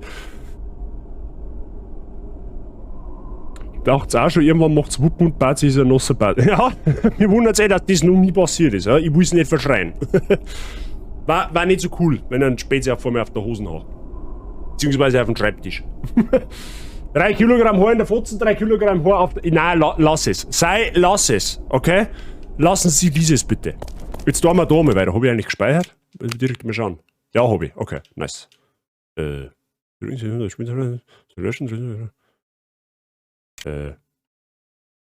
Speichern abbrechen, okay, ja. Gut. Das Warmuschelschlecker ist höchst verstörend, das war's auch schon. Ja, richtig, genau, ja. Oh, Music Intensifies. Hat der gerade Arsch zu mir gesagt? Da, ich geb dir einen Arsch, da gehst her!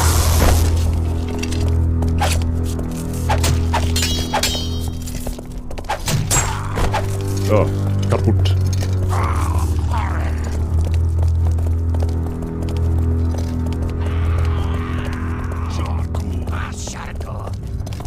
Da kannst du das Name auf Deutsch sagen? Ich verstehe die Frage nicht.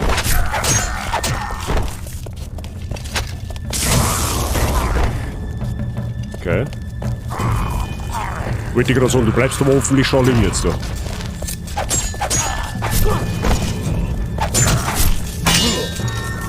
Oh, der hat einen Mana-Trank fallen lassen, das ist gut für uns. Alter, da wuseln sie aber jetzt ganz schön von Gegnern.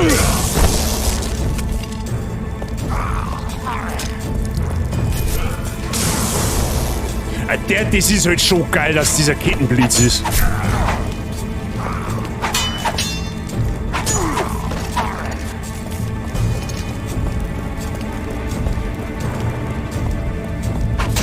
Aha, der wollte sie ansneaken.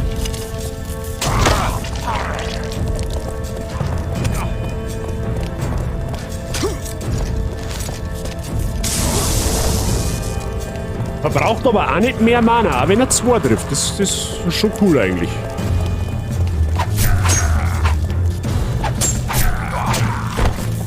So, Stecker ins Pippel rein und der Hegel. Ja gut, das ist ein wenig ist ein Bauchnobe. Sagen wir Stecker im Bauchnobe rein. Sei, kannst du bitte die Kanalpunkte-Requests dann auch gleich anbuchen, weil die Sound-Alerts, die müssen da separat angebucht werden. Nicht, dass wir dann wieder Listen haben mit 40 Anträgen.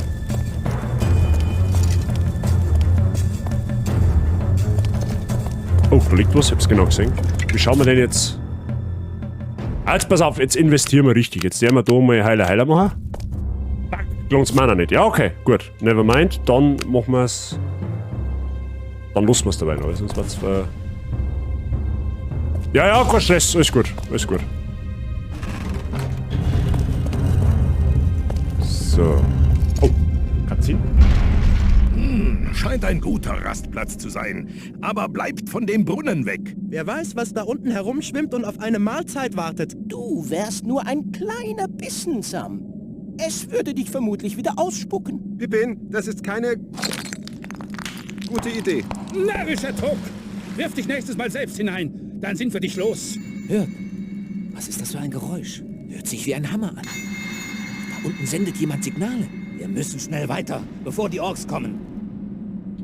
Ja, das wird im Film tatsächlich deutlich tragischer dargestellt. Das ist jetzt da ein bisschen sehr plump.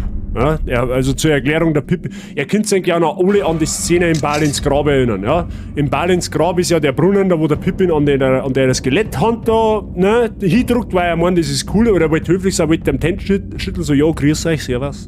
Wir waren jetzt auch da. Dann fällt ja der Eimer oder der Kopf in den Brunnen und da, durch das kommt ja mehr oder weniger eigentlich der Balrog dann auf. Ne? Wir haben aber jetzt, soweit ich das sehe, nicht im Balins Grab. Ja, das ist halt, wie gesagt, die Buchvorlage. So, und jetzt haben wir wieder 18.000 Gänge und wir dürfen herausfinden, welcher davon das ist.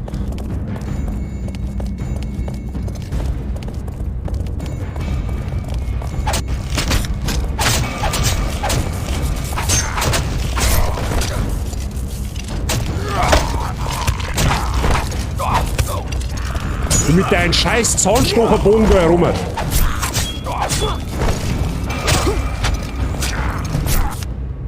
Ich gerade sagen, warum kann ich keine Pizza nicht zaubern?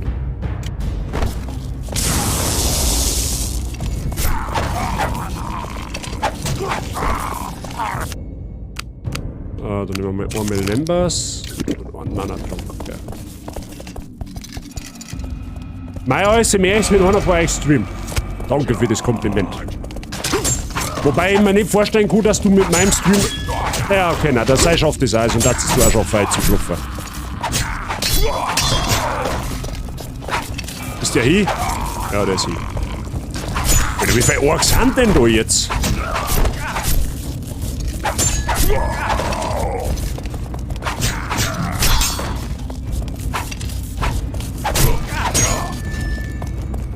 Okay, da ist ein Hebel, das heißt, da geht's ja wahrscheinlich weiter. Dann hast du sicher schon der richtige. Ja, der chillt in der Luft.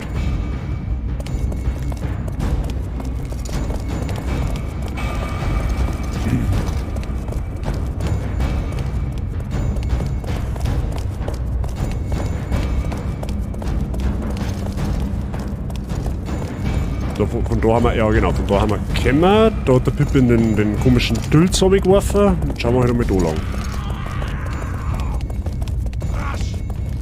Rasch, ja, rasch, bringe die um. Wenn's da Mana blocken kannst du nicht, da gehst her. Gimli wischt auch noch mal einer, zur Sicherheitshalber. Okay. So. Ja, perfekt.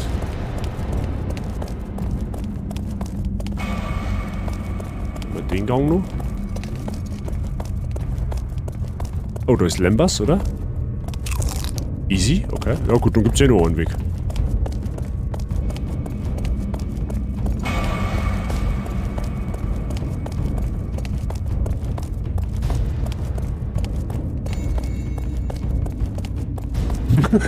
Das schaut halt schon geil aus, wie der da so in der Luft umeinander. Der tut in Wirklichkeit, macht der Der macht irgendeine Fitnessübung. Der hat sein Hacke oder seine Keule in den Felsen gerammt. Er macht jetzt ein Human Flag. Ja? Das ist in Wirklichkeit kein Button, sondern der Ork ist sehr fitnessorientiert. Kann man mal sagen lassen. Soll ich vielleicht damit beherzigen. So.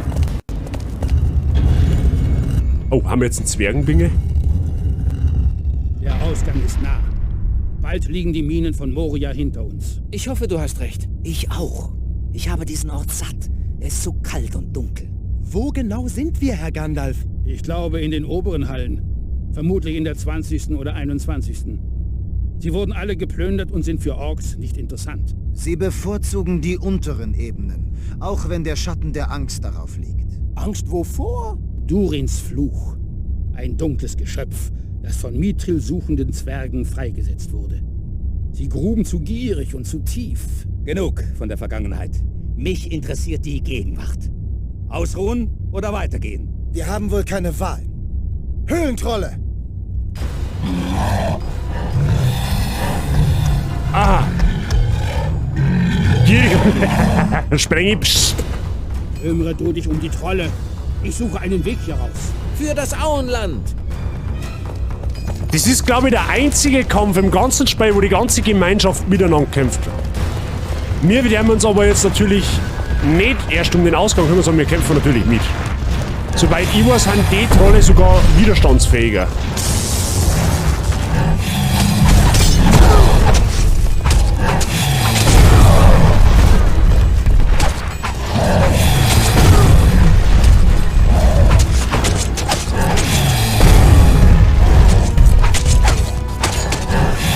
Deutlich widerstandsfähiger.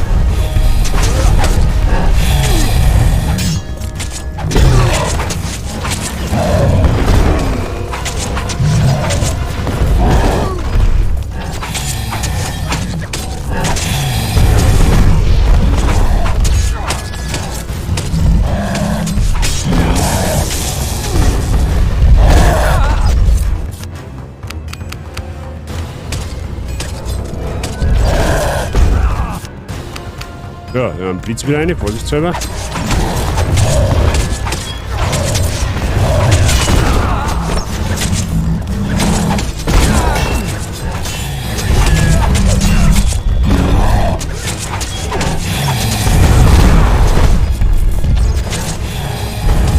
Der hält aber, okay, der hält deutlich mehr aus, als ich dachte. Kämpft der Legolas? Ja, okay, jetzt wollte ich gerade sagen, kämpft der Legolas da mit Bogen oder mit Schwert? Der Legolas steht einfach in der Mitte und macht einen auf Sniper, sehr gut.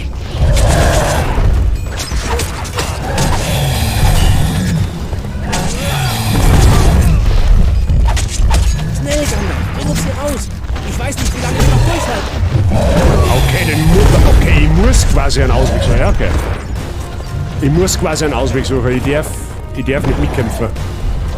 Na gut, dann suchen wir halt da einen Ausweg. Kann ja nicht so Spaß sein.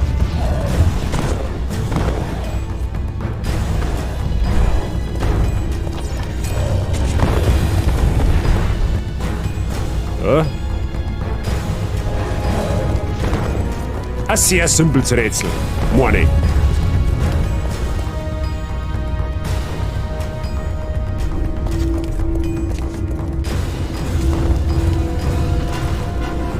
Ja, also, genau, und in dem Moment, wo du das Rätsel löst, fallen die Trolle um. Kann man mit denen jetzt reden? Nein, tatsächlich nicht. Alle Belohnungen abgehauen. Danke dir. Hier raus. Ich weiß nicht, wie lange wir noch durchhalten. Frodo, die haben schon tot. Beide. Okay. So, der Leo, die sagen alle nichts. Sicherheit speichern, Freunde der Sonne. Brutzeln! Ja, das hätte jetzt, das der wir schon wieder. Das hätte aber jetzt in dem Fall nichts geholfen. Im Endeffekt habe ich Ressourcen verschwendet. Aber ich hätte doch gerade die Kummerling. Hätte ich falsche Erinnerung. Ich hätte gedacht, Gott, die kann man umnieten. Aber gut, bin falsch gelegen. Macht nichts. Haben wir ja keinen Stress nicht. Das passt dann schon. So.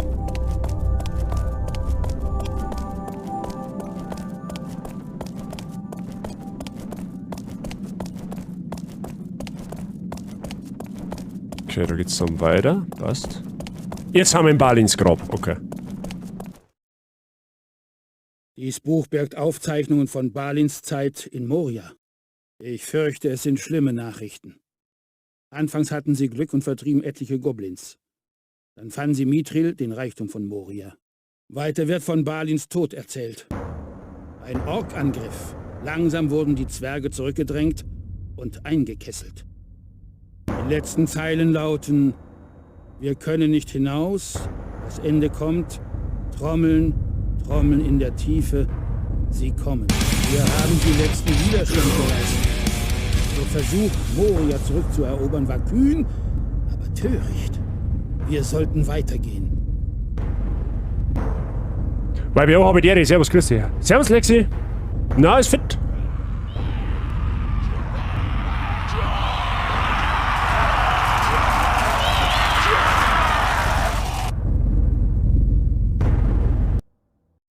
Okay.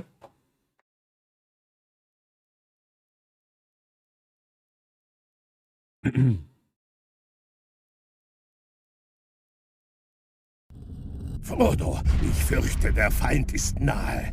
Ich erschlage die Bestien mit der Axt, falls sie angreifen. Komm, wir durchqueren die Halle und suchen die anderen drüben. Ich werde helfen, so gut ich es vermag. Ja, jetzt spielen wir nämlich wieder als Frodo. Und der Gimli begleitet uns. Ich verstehe jetzt nur nicht so, wow, leck, ja, Alter, an die Stelle kann ich mich noch erinnern. Das weiß ich noch. Da bin ich damals wirklich einige Male gestorben, weil da ist jetzt tatsächlich so, da musst du über Abgründe teilweise drüber springen. Und Sprungsequenzen in dem Spiel waren nicht ganz so ohne. Da wird jetzt da muss der Sicherheitsspeichermechanismus herhalten. Gut Spiel, auf alle Fälle. Das sieht übrigens auch die Community so. Also wir sind jetzt mittlerweile noch mehr Tolkien-addicted, als wir es ohnehin schon haben. So. Ich muss noch so eine kleine Anekdote aus Bazis früheren Leben erzählen, als ich dieses Spiel wirklich auf der PlayStation 2 daheim gespielt habe. Ich habe damals noch einen Röhrenfernseher gehabt. Ne? Damals hat es ja vor 20 Jahren noch nicht so fortschrittliche Bildschirme gegeben, wie es jetzt heute gibt. Ich sage jetzt, diesen Raum, diesen Abschnitt das erste Mal so hell, so wie er halt jetzt ist. Damals, auf meinem Fernseher, war der Teil, oder generell Moria, unfassbar dunkel. Das heißt, da ist das eine oder andere Mal wirklich vorgekommen, da bin ich einfach in den Tod gerannt, weil ich einfach nicht gesehen habe, dass da ein Abgrund ist. Ich sage jetzt, wie gesagt, das Spiel das erste Mal so in dieser Pracht, wenn man so will. Ne? Oh, Schwank aus Bazis. Die Tür da. Sie muss in die Halle führen. Irgendwie muss man sie öffnen können. Genau. Ich weiß, was hinter der Tür kommt. Ihr vermutlich auch. Speist du ein Emo, oder? Natürlich nicht. So. Wir haben jetzt übrigens Stich. Ja, cool gemacht. Auch in diesem Spiel leuchtet Stich blau, wenn Orks in der Nähe haben. Kann der Frodo jetzt eigentlich... Okay, der Frodo kann scheinbar keinen Finishing Move, oder?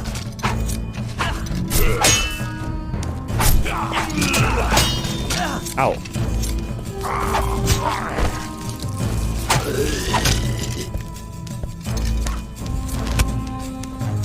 So, da oben, ja genau, da oben steht der andere Idiot umeinander, was haben wir? Genau, das war auch damals der Grund, warum uns so viele Pilze gesammelt haben, oder warum es gut gewesen war, wenn wir im Auenland damals um die 50 Pilze gehabt hätten, weil die braucht man nämlich, das Inventar wird nämlich gespeichert. Du hast, wenn du den Charakter irgendwann wieder speist, hast du genau dasselbe Inventar wie zu dem Zeitpunkt, wo du dann quasi von dem wegkommst. So, jetzt laufen wir im Endeffekt nur mit Schwammerl umeinander. Aber gut, das soll ja jetzt nichts Schlimmes sein. Jetzt tue ich da auf alle Fälle speichern, dass wir die Gegner nicht noch 3000 Mal machen müssen. Weil da hinten muss man, soweit ich mich richtig erinnern kann, über so einen Abgrund drüber springen.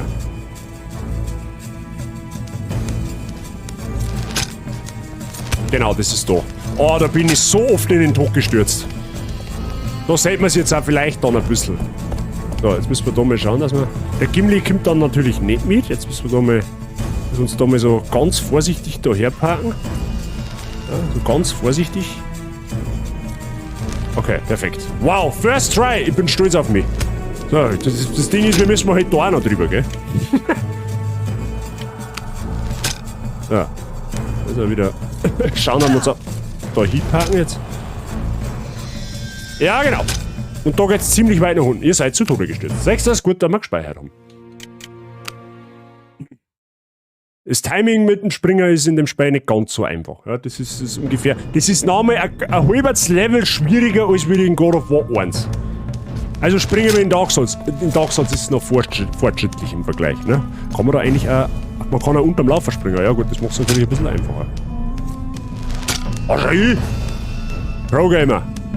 Ja, nie an mir zweifelt. Kannst aber du auch nicht mehr, dass ich so gleich speichert.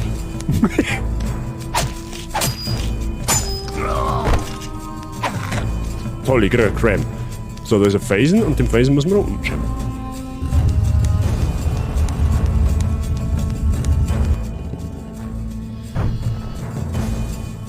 Die Frage ist jetzt, wenn ich jetzt da oben springe, bin ich dann hier oder muss ich den Weg zurückrennen? Das probieren wir jetzt einfach aus, weil mehr sterben kann ich nicht. Okay, man kann aber springen, aber zu Lasten der Gesundheit. Okay, also Fallschaden gibt es in dem Spiel quasi auch. Nice. Uns wieder wegen dagegen.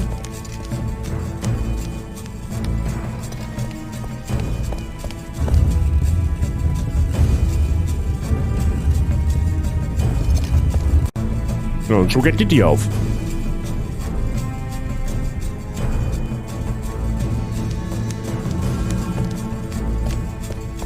Vor mir, ich finde das irgendwie cool, weil der Frodo auf dem Stuhl auf, wie das so batscht, wie so ein Anden. Frodo, diese Brücke muss überquert werden. Ja, gerade noch einen Hebel gesehen.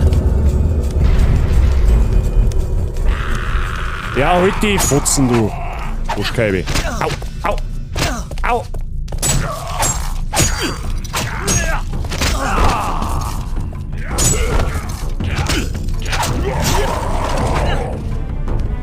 Ich wollte gerade sagen, kannten Sie bitte dazu an. Spring du mal 5 Meter oben.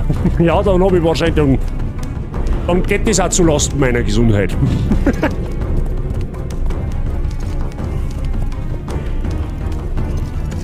Warum ist der Gimli in dem Spiel so groß? Ja, so viel größer wie ich ist er jetzt. Du müsst ja jetzt einen Gandalf vorher sehen sollen, wie groß der ist.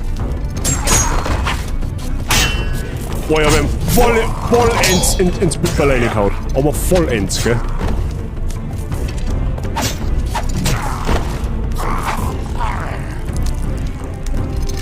Ist dann ein Bazi-Baz. Ja, Zerbatz der Bazi ist es dann.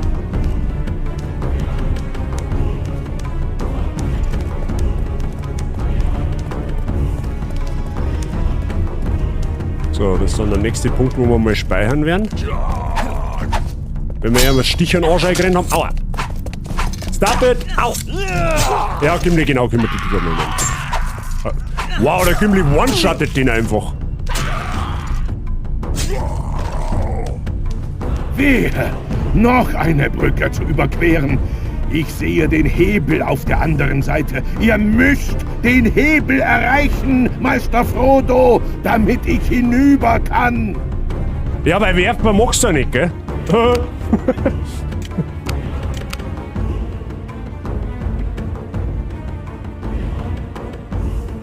Ich brauche nicht mehr springen. Sei, mach die halt nicht überall schlechter. Ah, muss er nicht sein. So, der wollen wir die Leiter erleitern. Da, Freunde der Sonne, jetzt, das ist doch der perfekte, da geht's auch, ja gut, haben wir vorher gesehen, wie ich in den Tod gestürzt bin, aber, ne, können wir uns nochmal vor Augen führen, wie tief das Moria eigentlich ist, ja, in dem Spiel. Okay, Musi hat sich jetzt gedacht, okay, ich bin auch in die Tiefe gestürzt. Ah, jetzt geht wieder hoch. Du bist halt schon über die Schiefer gestolpert. Wie hast du das? Okay, die Schiefer hat einen Sneaky Peeky, ja, die wollte Sneaky Peeky killen.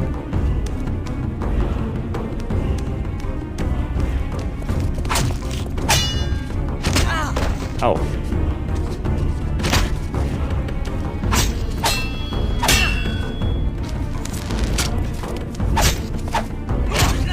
Okay, mit dem Frodo gegen Orks.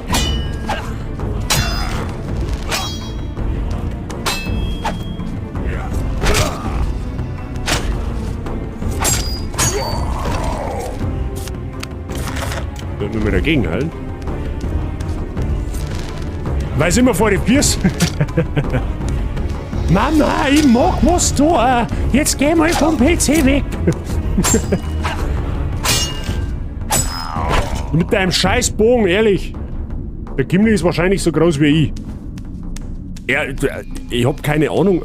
Wer hat denn lore-technisch Ahnung, wie groß Zwerge in Mittelerde haben? So 1,40 vielleicht?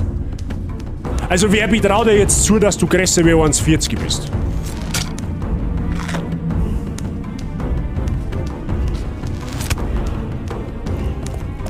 Boah, jetzt gichtelt er einfach davor, der Fulde. Da gehst her jetzt. Bleib stehen jetzt, weil der Stich und Anscheiren. Da gehst her. Oder ein Knirschein wahlweise, weil hey, komm ich nicht. Gut. Haben wir das auch. So. Da ich jetzt diese Spielmechanik, da ich der Spielmechanik jetzt da nicht vertraue und ich mich schon sehe, wie ich auf die Leute zugehe und dann runterfalle, Sicherheitssperre. Aber wurscht, wie sportlich das man ist immer zu unsportlich für kleinen Zeh gegen ein Möbel. Ja, da haben schon einige Verwandlungen zum Super Saiyajin vollzogen. Ja? Ich hab gehört, in der echten Welt ist das das Mittel oder the way to go, wenn du einen Super Saiyajin erreichst. Ja, genau, gut eingespeichert, sagst du es da. Ich hab's gelesen, das Spiel.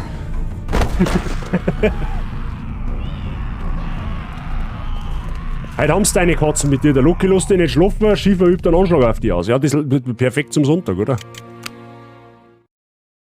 Durchschnittlich 4 bis 5 Fuß oder 122 bis 152 cm. Ja, dann war er gar nicht so weit weg. Dann war er mit meiner 1,40 gar nicht einmal so weit weg.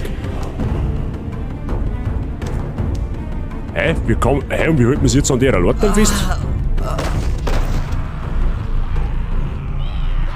Okay, dann bin ich größer bei 1,65. Ja, dann bist du ungefähr Größenordnung Frau Bazi. Und gehst mir mit dem Kopf ungefähr bis zu den Schultern. Das bin einen guten Bimbus größer wie du dann, quasi. Einen guten Bimbus. So, Frodo, ey, Brudi, ich verstehe jetzt nicht, warum du die da an der Latte nicht... Muss man da von der Seite her? Das kann man nicht auch mit das sein. So. Muss man da einfach zurennen, oder was? Nein, das geht nicht. Hä? Null.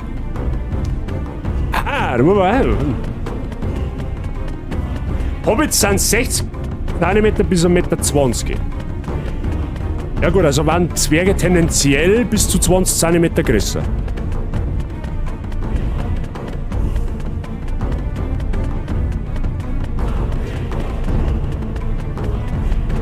Okay, die Gefahrenanzeige da oben, die macht gerade auf Disco Fox. So, bevor ich jetzt wieder gegen so einen Drecksort kämpfen muss, da der wir da mal...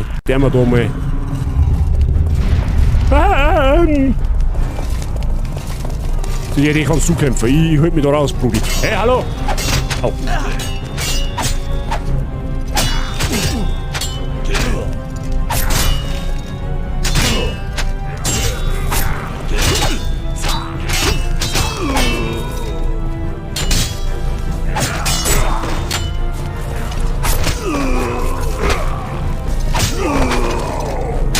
Da Gimli, da hau den so hin, ha? Aua.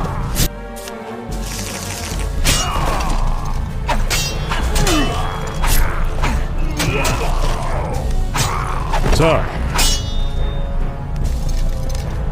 Wie lange wollen wir mir die Leiter machen? Ja, Birgit, genau so. Die Leute haben so lang, da kannst du gefühlt, also ich hab mir sagen lassen, wenn du da aufstehst, dann kannst du bis an den Grund vom Berg runterklettern. Hab ich mir sagen lassen. So, Freunde, jetzt kommt einer der wenigen ganz großen Bosse in dem Spiel. Ich darin jetzt bitten, dass jetzt einmal die filmliche Darstellung komplett ausblendet, okay? X war 1,50 auf meine 1,93. Das war gerade null egal. Gerade so.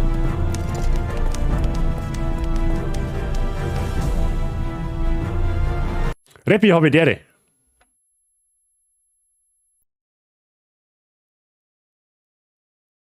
Wo ist der Balrog, Sepp? You will see.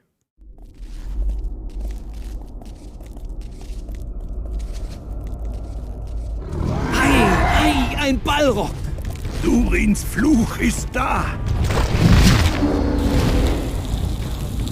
Zu den Waffen! Gondor! Geht! Dies ist kein Gegner für euch. Ich muss den Balrog allein Servus, Manuel. Ich bin ein Diener des geheimen Feuers.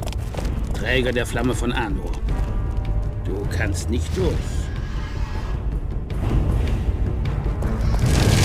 So, Freunde der Sonne, wir kämpfen jetzt gegen den Balrog.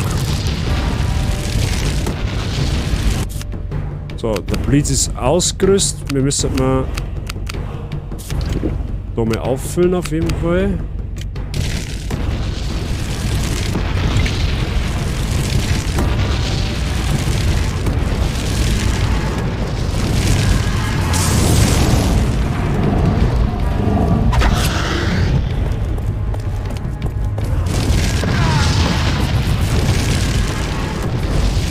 Wollen wir die da hinten einfach rumstehen, gell?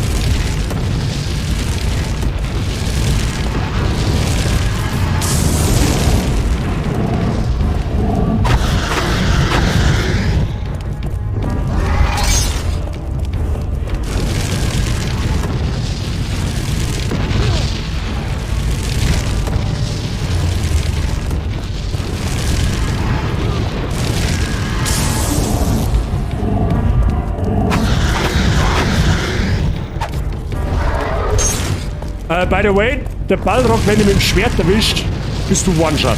Der tötet dich sofort. Und wieso ist der Gandalf fast so groß wie der Balrog? Gute Frage. Gandalf im sportlichen Tennis.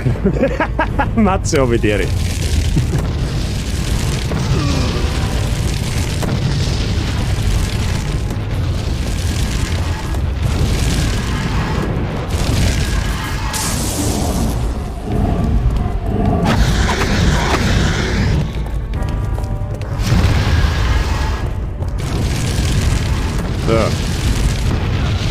Der Tommels lässt sich einfach vom Ball. Stehen einfach da hin und lassen sie vom Ball über den Hart verschießen.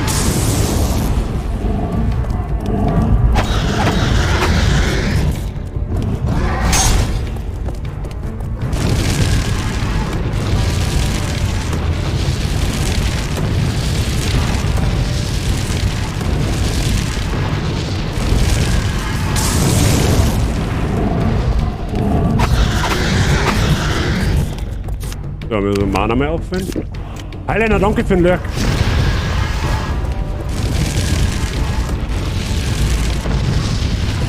Der ist eigentlich ganz simpel. Au.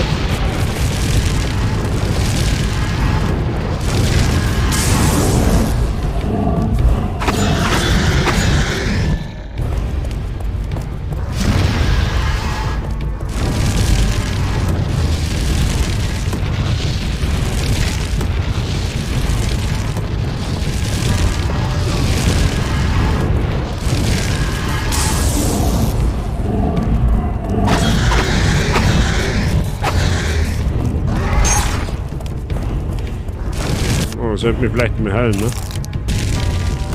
Vorsichtshalber.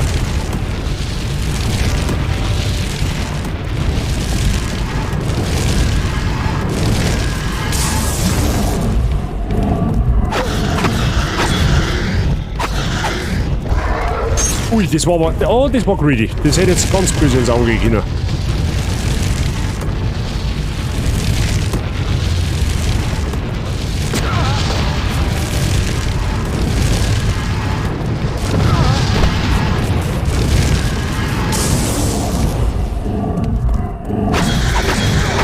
Ja, easy.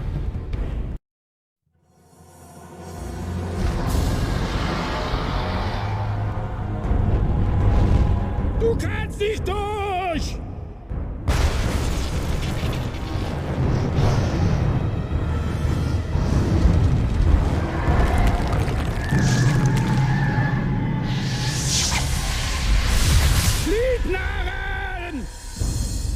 Gandalf, nein! Zu ganz emotionslos.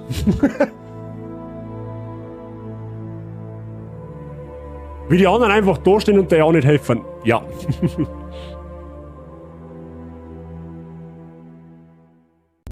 Aus den dunklen Tiefen von Moria zogen wir weiter. Bald gelangten wir in den Goldenen Wald. Lothlorien. Also der Text ist quasi aus dem Film nur bei Wurscht bestellt. Ich war, wie gesagt, die Spei riecht sich halt komplett nach dem Birgel, aber inwiefern es genauso sich nach dem Birgel riecht, das weiß ich jetzt natürlich nicht. Also im Film schaut das besser aus. Emotionslos wie Sau. Ja, das ist, ja. Ich habe eigentlich auch gesagt, jetzt bitte grenzt einmal die filmliche Darstellung aus. Jetzt macht die Brücke kaputt. Ja, das geht nicht. Moment. Ja, wir haben nicht mehr hier. ein lebendiges Ich Lexikon. entsinne mich aber an den Weg nach Karasgalaton, der Baumstadt der Elben. Elben! Bleibt ruhig. Ich bin Haldir von Lorien. Ich folge euch schon seit einiger Zeit. Ihr atmet so laut, ich hätte euch im Dunkeln erschießen können. Ah! Habt keine Angst, die Herrin Galadriel erwartet euch. Doch der Zwerg darf unser Land nicht betreten. Aber Elrond wählte ihn aus. Er ist treu und tapfer. Na gut, aber er muss die Augen verbunden haben. Ich bin kein Spion. Ich gehe nicht blind wie ein Gefangener. Mein Volk dient dem Feind nicht. So ist unser Gesetz. Ich gehe als freier Mann. Die Pest auf Zwerge und ihre Sturheit. Halt, wir gehen alle blind. Wir werden wie eine Bande Narren aussehen. Es genügt mir, wenn Legolas ebenfalls blind ist. Aber ich bin ein Elbe. Dies ist mein Volk. Sollen wir sagen, die Pest auf Elben und ihre Sturheit? Den Gefährten soll es gleicher gehen. Verbindet allen die Augen, Haldir. So ist es. Ich führe euch sicher nach Karasgalaton, wo der Herrscher Celeborn und die Herrin Galadriel euch erwarten. Ja, okay, ich bin blinde Kuh. Sehr gut, okay. Gandalf der Graue reiste mit euch. Wo ist er jetzt? Wehe, Herrin. Gandalf fiel in die Schatten. Er konnte Moria nicht entfliehen. Von vielen traurigen Nachrichten ist dies bei weitem die traurigste. Als es keinen Ausweg mehr gab, rettete er uns. Und fiel. Wir reden ein andermal darüber, denn ihr seid müde und bekümmert. Wir werden euch helfen, so gut es geht, besonders dem Träger der Bürde. Eure Mission steht auf Messers Schneide. Nur ein Missgeschick und es ist aus. Zu unser aller Schaden. Doch besteht Hoffnung, solange die Gemeinschaft hält. Ruht aus. Wir sprechen vorerst nicht vom Weg, der vor euch liegt. Lothlorien, Wald von ja, okay. Lothlorien ist ja quasi der Wald. Okay, können wir mir mal kurz appreciaten und mal ein kleines F für den Gandalf in den Chat schreiben, weil der Gandalf ja der Ehrenbruder überhaupt ist und der sich für uns ja in diesem tödlichen Kampf gegen Balrog für uns geopfert hat. So eine kleine Randbemerkung zu den Balrogs. Der Dampfe wird mir mit Sicherheit gleich blutgrätschenartig korrigieren, wenn ich jetzt irgendeinen Schmarrn erzähle. Die Balrogs sind nicht einfach irgendwelche Geschöpfe, die wo halt irgendwie der Sauron so aus dem Nichts hervorgezaubert hat. Balrogs sind im Endeffekt verdorbene Mayas, also sprich, die sind vom Machtlevel her gleichgesetzt wie die Zauberer. Ja? Aber nur mit dem Unterschied, dass halt der Balrog seiner Macht nicht gedrosselt wurde, so wie es bei den Zauberern zum Beispiel ist. Ja? So kann man sich das vorstellen. Also, wie gesagt, Balrog ist in dem Sinne auch ein höheres Wesen. Und das ist mehr oder weniger auch ein eigenes Volk. Ich habe etwas Schöneres gesehen. So. Und ganz schön. Warte, danke für den Lurk. So. Ich bin nicht so sicher, was die Ziele dieser Elbendame sind. Die Herrin Galadriel. Ich muss gestehen, ihre Anmut ist unbeschreiblich. Größere Anmut gibt es nirgendwo sonst. Ja, der Gimli verliebt sich knallhart in Galadriel. Hast du die Elbendelikatessen gekostet? Ja, da bin ich sogar. So etwas habe ich noch nie gegessen. Stell dir vor, tausende Jahre, um deine Rezepte zu vervollkommnen. Balrogs sind niedere Götter, die im ersten Zeitalter von Morgoth bedroht. Ja, okay. Also war ja doch nicht so frisch. Denk nur, Frodo. Das alles hier auf großen Bäumen erbaut. Wunderbar. Wirklich wunderbar. Am Pippin geht's halt eigentlich in der ganzen Reise im Spiel nur ums Fressen. Ja? Dem ist scheißegal, was aus der Welt wird, Hauptsache er kriegt was zum Fressen. Ich wohl Elbenmagie sehe, während wir hier sind? Die Elben singen eine Klage für Gandalf. Ich teile ihre Trauer. Es gibt nichts Böses in Land und Leuten hier. Es sei denn, man bringt es selbst her. Okay.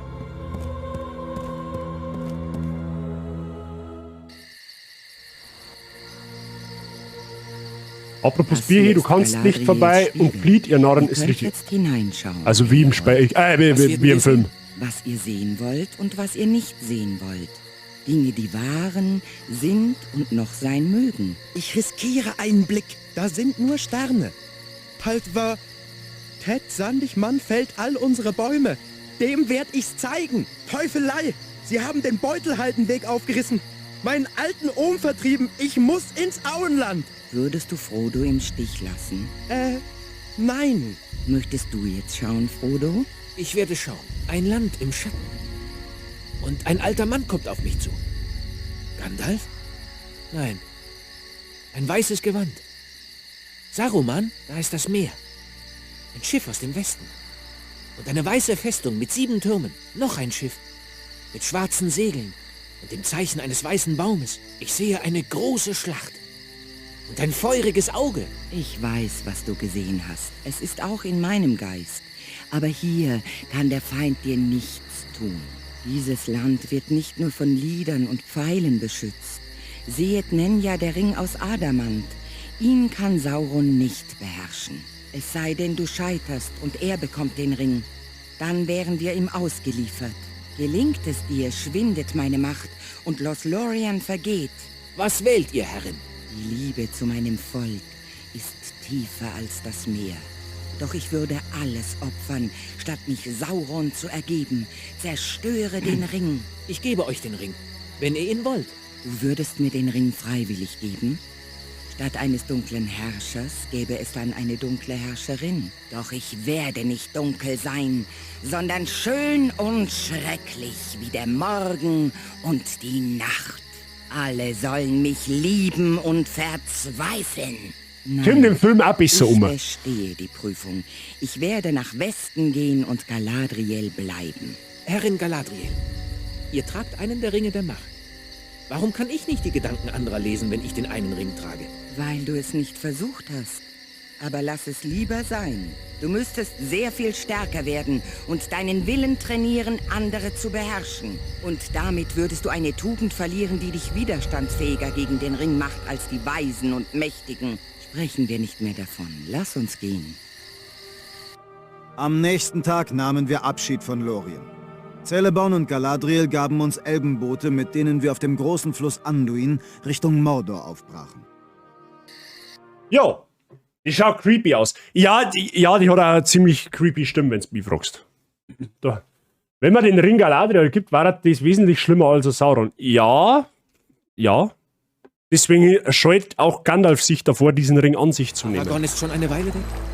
Ich hoffe, es geschieht ihm nichts. Nicht um Aragorn sorge ich mich, um dich. Vor dir liegt ein schwerer Weg. Ja, ich weiß, was ich tun muss. Aber ich habe Angst davor. Und doch leidest du unnötig. Ich weiß. Du möchtest, dass ich den Ring nach Gondor bringe. Es scheint klug. Doch mein Herz warnt mich. Warnt dich? Wovor? Vor dem leichten Weg. Der Ablehnung meiner Bürde. Und, ich muss es gestehen, vor der Stärke und Aufrichtigkeit der großen Völker der Welt. Unsere Stärke schützt euer kleines Auenland schon lange. Ich zweifle nicht an Gondors Tapferkeit, aber wenn sie nicht genügt? Es gibt noch Hoffnung, dass Gondor nicht fällt. Es gibt keine Hoffnung, solange der Ring existiert. Ja, der Ring. Nutzen wir seine Macht zum Guten. Was immer mit dem Ring vollbracht wird, das wird böse. Alle können verderbt werden. Manche schneller als andere. Frodo, Boromir, auf! Die Orks haben Befestigungen gebaut. Was sollen wir tun? Deckt die anderen und rüstet zum Aufbruch. Heimlichkeit nützt uns hier nichts. Wir werden kämpfen müssen. Denk an meinen Rat, Frodo. Mehr verlange ich nicht. Selber das Flussufer vom Feind, Anduin, der Orkdamm. Jetzt kämpft Gimli und Boromir mit uns mit. Sei danke für den Lurk und guten Appetit beim Schnitzel essen. müssen das Ufer freimachen, damit wir die Boote tragen. So, wir werden jetzt drauf alle wieder mit speichern. By the way, wir sind jetzt im Finalakt des Spiels angekommen. Also ungefähr, wenn ich es jetzt abschätzen müsste, haben wir noch eine gute Stunde Spielzeit. Mittlerweile haben es nicht mehr Orks, sondern jetzt kommen da Urukai.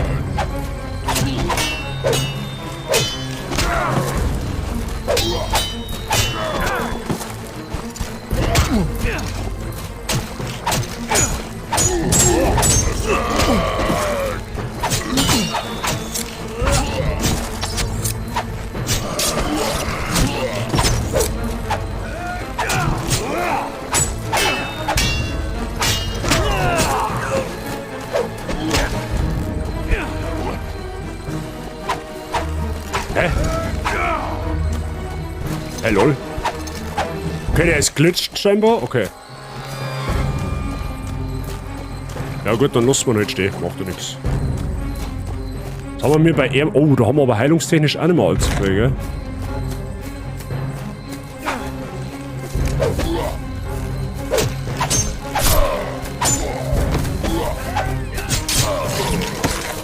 Bei der Cran für uns.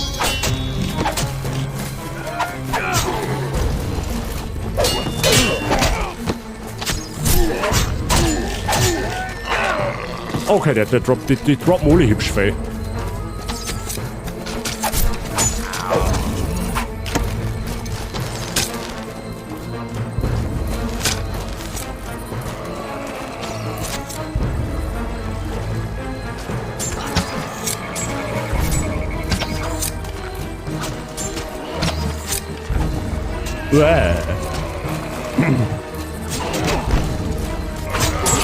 Oh, da hinten ist ein Troll.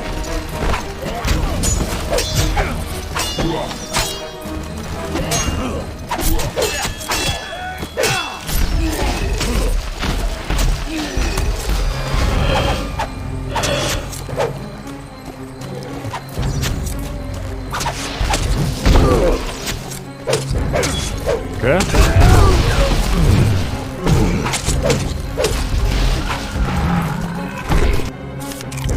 Oh fuck, ich will eigentlich nicht lernen, was nicht mehr.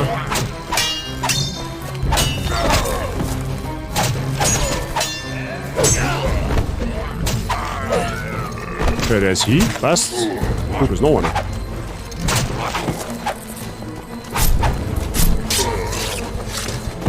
Okay, perfekt. Flash habe ich dir! Was ist gut bei dir? Wie das einer schaust. So, zupft der. Der geht baden. Warte mal, ist das ursprünglich Nasil genannte Schwert zerbrach im Kampf gegen Sauron, als die Elbenschmiede es neu geschmiedet hatten, nannten Aragorn es Anduin, die Flamme des Westens. Okay.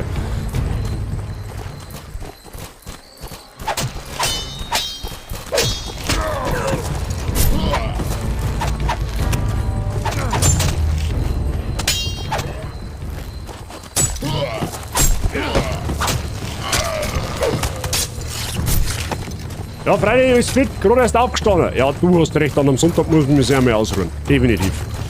Dann hoffentlich hast du eine gute Nachtruhe gehabt. Und einen angenehmen Aufenthalt. Wünsche dir bei uns. As always.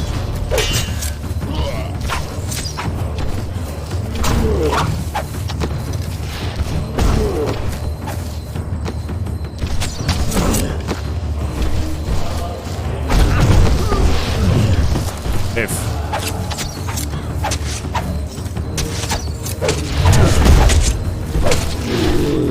Die fallen halt deutlich schneller um. Also die Höhlentrolle in Moria waren schon viel robuster. Das Ufer ist frei. Holen wir die Boote und ziehen wir weiter. Ist gut erholt. Das hört man gern. Säubert das Flussufer vom Feind. Nice.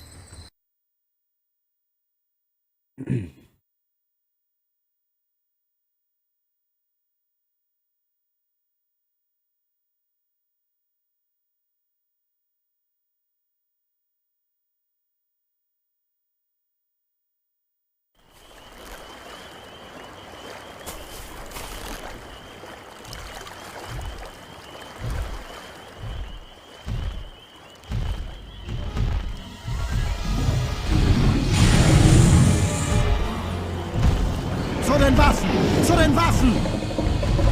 Sam! Ich bin der Schnellste. Ich folge den Nazgul. Es ist meine Schuld. Die Ringgeister haben Sam für mich gehalten. Ich muss ihm helfen. Nein, Frodo! Wir müssen die Kreatur ablenken, während sie unseren Kameraden retten. Baruk Khazad in den Kampf! So, Freunde, das ist das letzte Gebiet des Spiels. Das Viech, was wir mir da gerade gesehen haben, war ein Nazgul auf einer Fellbestie. Die kommen im Film auch vor, die Fellbestien, das sind die Flugviecher. Also, ich habe früher gedacht, das sind Drachen, aber es sind nicht keine Drachen, das sind Fellbestien. Und das ist der letzte Gegner in dem Spiel. Das heißt, wir haben in etwa eine halbe, dreiviertel Stunde durch, wenn ich mich beim Boss nicht komplett durchschaue. Der ist tatsächlich ein bisschen schwieriger. Na, der Balrog ist eigentlich ziemlich einfach gewesen im Vergleich.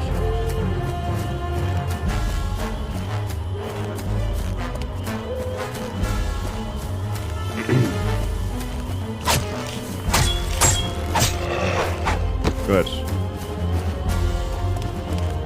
Ich weiß zwar jetzt nicht, warum Anduril auch blau leicht, aber es für Elben geschmiedet worden ist, ja, logisch.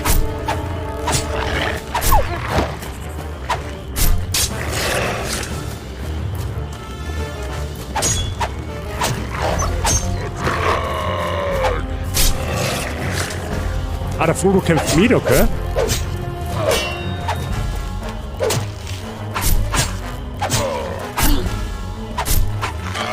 Okay, nice.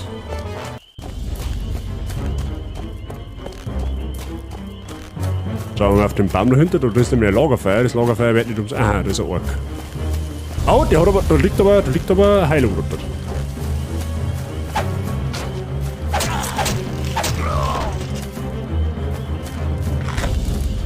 Okay.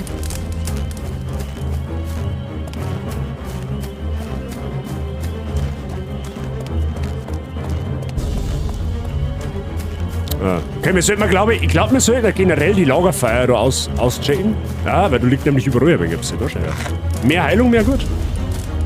Klarer Fall. Oh, leck. Da kommt ja ein ganz Geschwader vom Gegner. Wo ist der Gandalf mit den Blitze? Hab ich viel besser gefunden.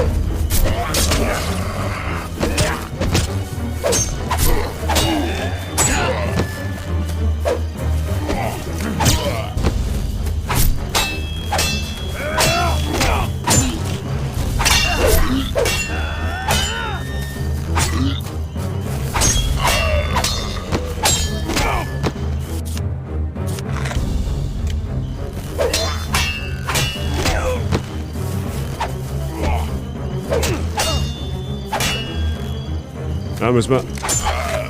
Perfekt. Ja, ist wieder so ein Schützenteufel. Beziehungsweise zwei. Spin to win. Hey, die laufen jetzt so lange um die Umme, bis der schwindelig ist. Achso, dann müssen wir einfach rüberlaufen, okay. Oh, hier ein Troll.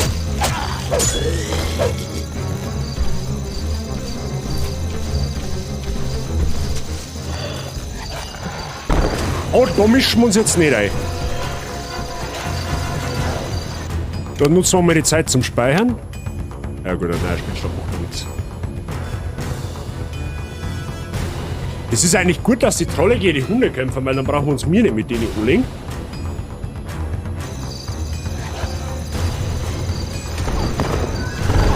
Ich meine, die Wölfe werden jetzt keine Chance gegen den Troll haben. Ja, denke mal, der hat es natürlich auf uns auch gesehen.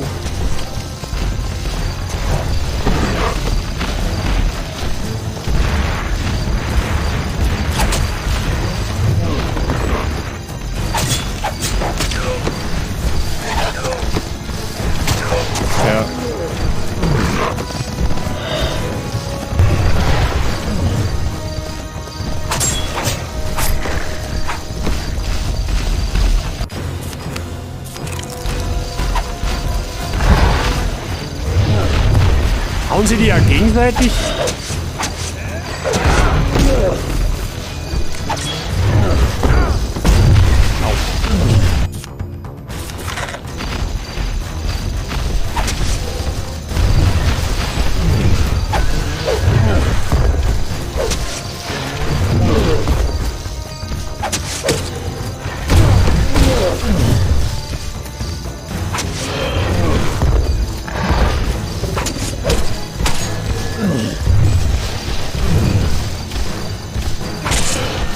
jetzt hin.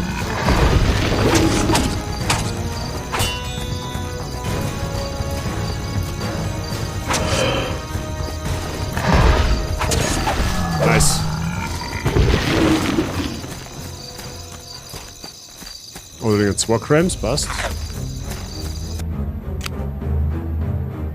Ja, ich werde jetzt noch jeden stärkeren Gegner oder nach jeder etwas schwierigeren Sequenz gleich einmal Sicherheit speichern. Weil wer weiß. Das letzte Gebiet ist tatsächlich ein bisschen schwerer.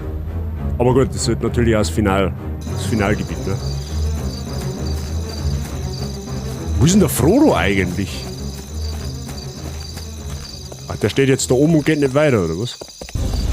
Sind wir recht so.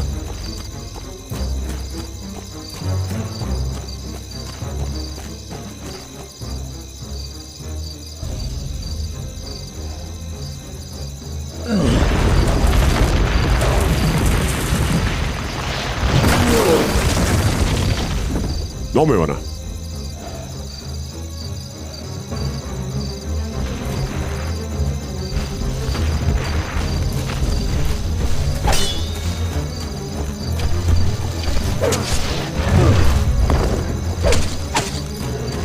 Oh, Wölfe können wir da. Ah, jetzt ist der Polo wieder da. Okay, nice.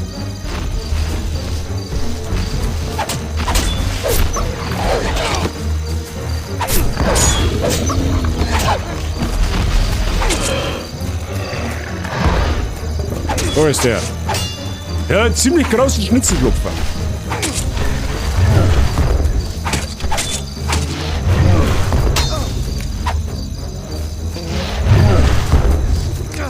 Einen Popo hoch.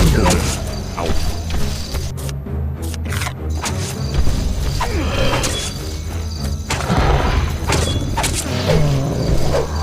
Schaut, der braucht keine Heilung, nicht? Gut. Jetzt muss man aber ein haushalten damit. Und wir schauen, dass wir nicht mehr allzu viel Damage kriegen und jetzt die nächste Zeit.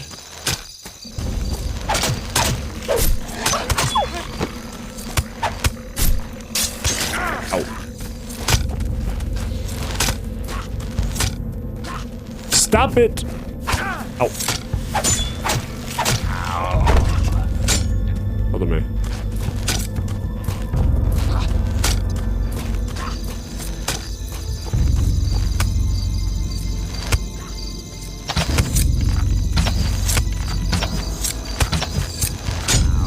Okay, der ist mit 3 Pfeile weg. Nice.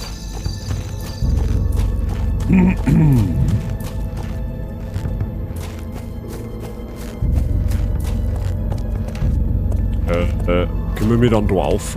Wahrscheinlich nicht, oder? Na, okay.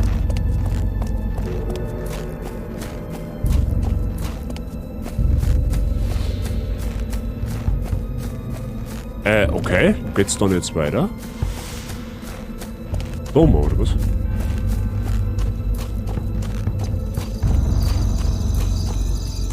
Hä? Lul? Ach da, okay.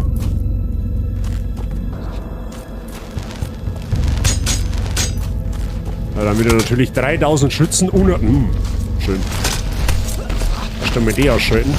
Aua.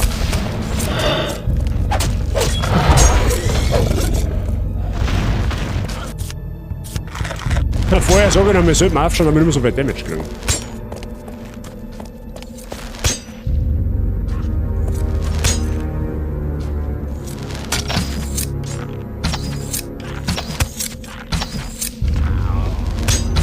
So.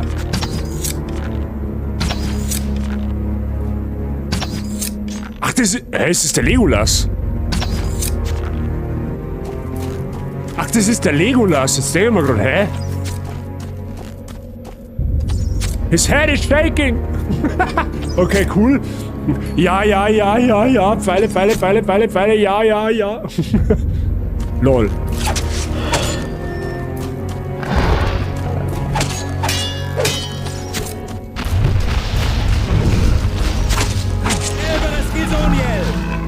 Ja, genau. Also die Reise der Gefährten war gar nicht so gefährlich. Einfach nur geradeaus nach Mordor laufen und dabei Haken schlagen, um den Pfeilen auszuweichen. Ja, genau. Richtig. Das ist eigentlich gar nicht mal so eine schwere Aufgabe gewesen. Weil so ein bisschen ein Schmuckstückerl aufbewahren, das kann ja nicht so schwer sein. Sagen die. Ja, da haben wir zumindest Lembas, das ist gut für uns. Ja, da geht's oben, da rennen wir jetzt nicht lang.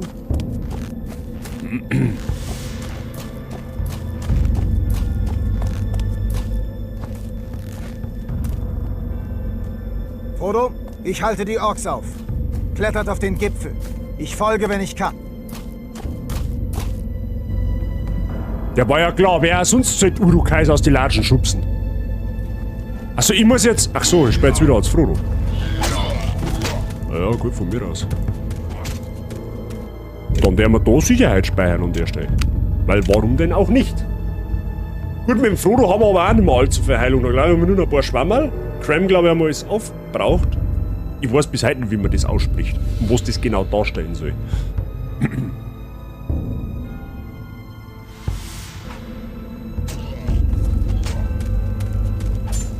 So, schauen wir da nach oben.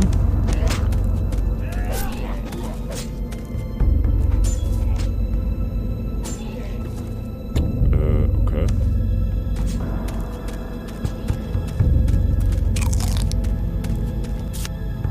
Schwammerl oder Cram oder Lembas, okay.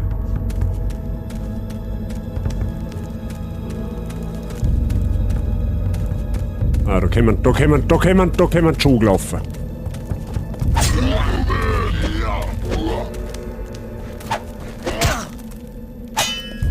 Was mit so einem Messer in Knirscheiben einschneiden, ist für einen auch ungeil.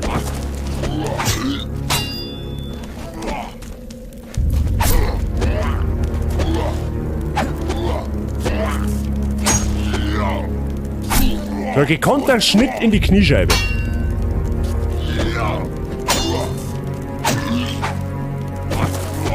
Wie gut, dass die über mich drüber hauen. Haha!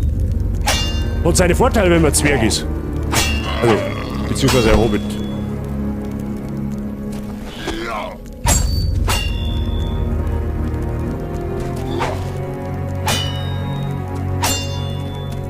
Hallo, kannst du dein Blocken mehr aufhören? Danke. Oh, oder mit erwischt. Ja, OP. Frodo sei Gress ist seine eigentliche Waffen.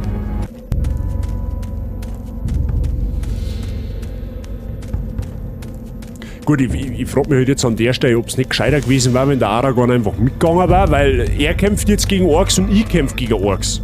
Ja, also Teamwork und so war halt da wahrscheinlich ein bisschen besser gewesen. Aber gut, das ist nur meine Meinung.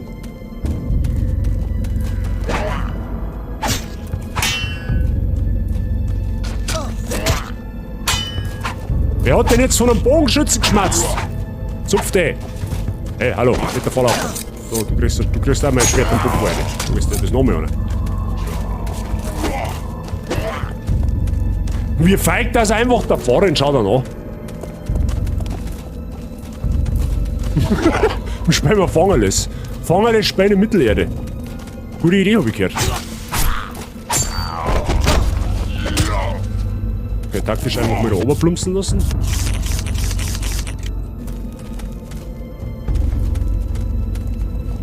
Oh, jetzt sind sie schon zu dritt.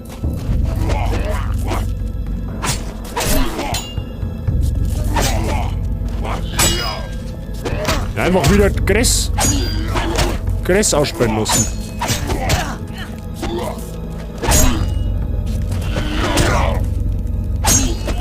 Okay, G3 wird es deutlich schwieriger.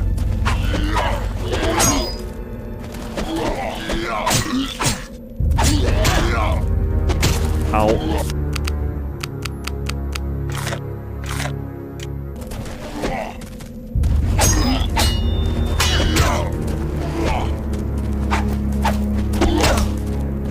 Nice Bild, okay.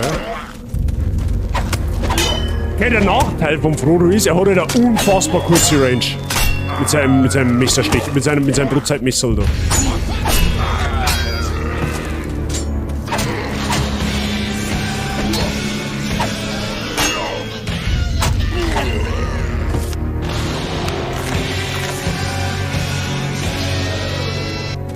Habt ihr aber der?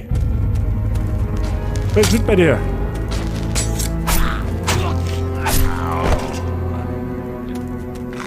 So, perfekt. So, da speichere ich jetzt auch noch mal, weil die Gegner, aber die haben jetzt echt nicht ohne. Hut ab. Ich hätte jetzt so nicht erwartet gehabt.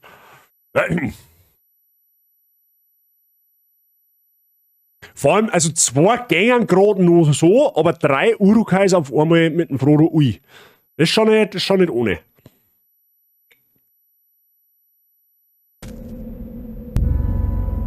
So, perfekt.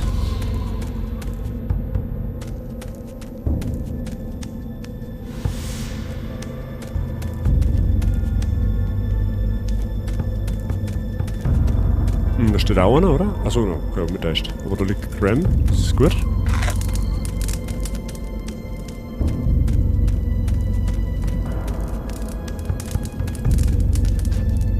Ah, da schießt schon einer.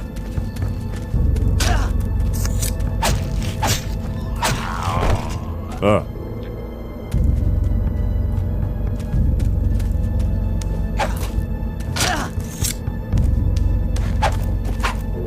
Ah, ich sag nix.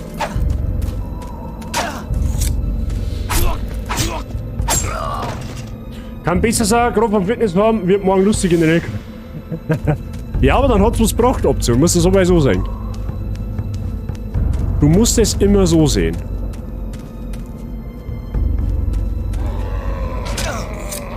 Kann man Pfeile eigentlich blocken? Nein, natürlich nicht. Au. Die scheiß Bogenschützen, ehrlich.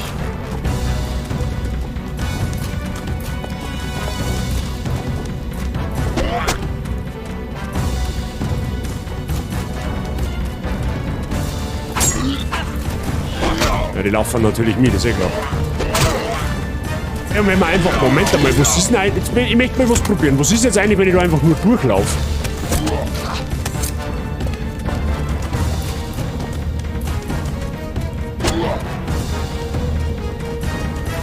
Wenn ich jetzt einfach durchlaufe, dann müsste der eigentlich zur Endsequenz kommen, oder nicht? Ah ja, easy, also wie die ganzen Gegner da jetzt machen.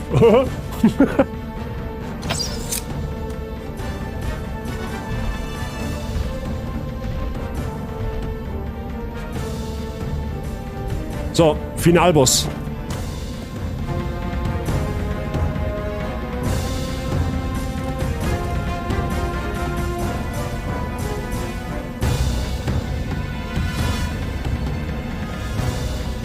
Achso, ich muss mit der Mano auflaufen. Ja, okay, doch nicht Finalboss. Entschuldigung.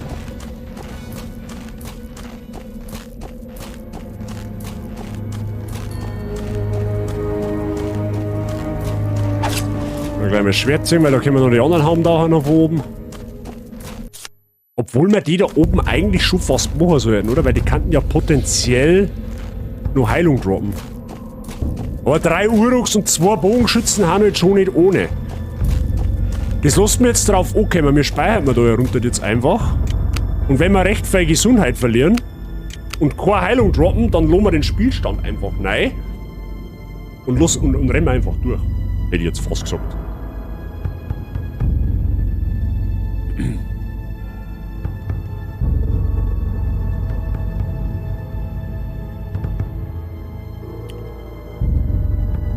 Muskelgatze. Ja, er ist am 2. Tag aber schlimmer. Also ich weiß nicht, ob dir das jetzt unbedingt Hoffnung gibt oder ob dir das jetzt mehr motiviert oder weniger, aber ich wollte es da nur gesagt haben. Okay, die 2 haben hin. Das ist schon mal sehr reibungslos gegangen.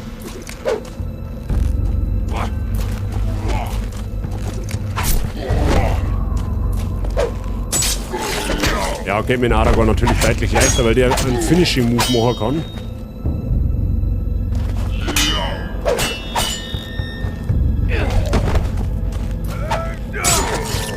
Da haben wir sogar 2 Graham rausgeholt. Immerhin. Mehr Heilung ist mehr gut. Das heißt, wir werden jetzt... Ah, da ist noch einer. Okay. Wo bist du her?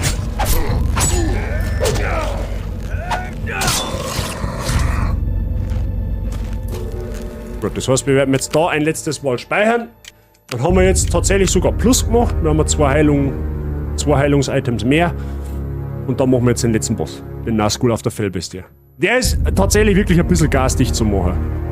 Müssen wir mal schauen, wie wir uns den jetzt ein bisschen zu Gemüte führen. Ich weiß jetzt allerdings nicht, ob das im Film auch, im Film wahrscheinlich, ob das im Birkel auch vorkommt. Der Kampf gegen den Nazgul.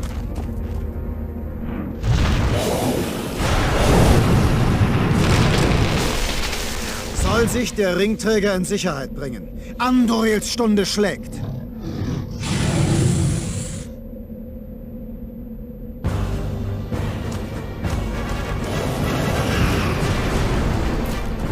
Ach, der...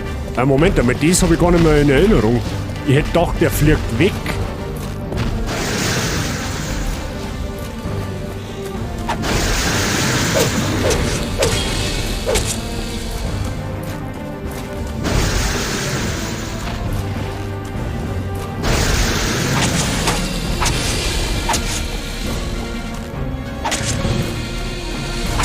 Kameraführung ist OP.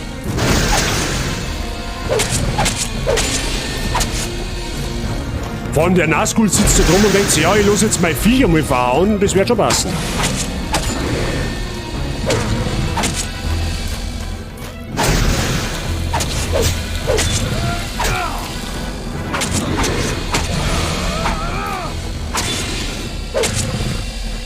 Ja, lol. Der Flauschmuskelknädel. Du solltest jetzt gehen, Frodo, solange du noch kannst. Ich überlasse dich nicht, den Nazgul. Oh, Achtung, es kommt zurück. Ja, das ist der eigentliche Kampf. Okay, ich habe einen Gang lang, jetzt ist das letzte Mal speichern. Ich habe jetzt zum Beispiel gar nicht mehr gewusst, dass man den auch am Boden bekämpft, kurzzeitig.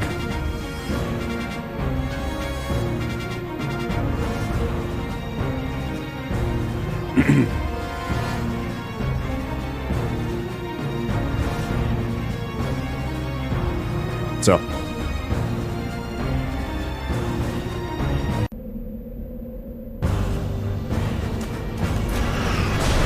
So, das ist nämlich jetzt das Ding, der fliegt nämlich da rund um die Map rum. Und du musst halt mit den unhandlichsten Bogen EU das Viech irgendwie anschießen und dabei noch aufschauen, dass dir das Viech nicht trifft. So, ne?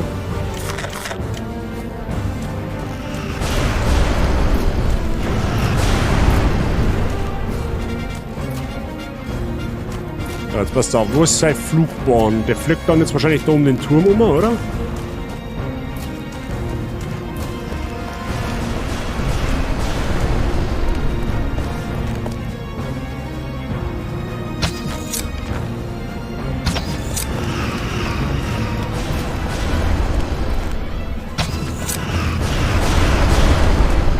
Ja, da kommt jetzt dann normalerweise.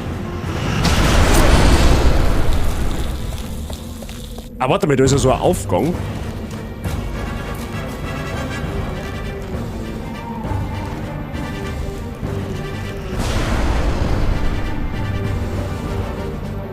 Ist er jetzt gleich da von dem Turmvierer gekommen? Da ist er. Ich habe keine Ahnung, wie du den von da treffen sollst, aber das geht schon irgendwie.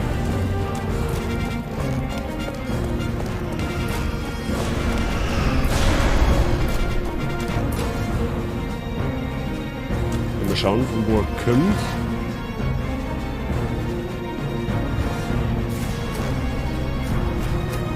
Ah, da war er gewesen.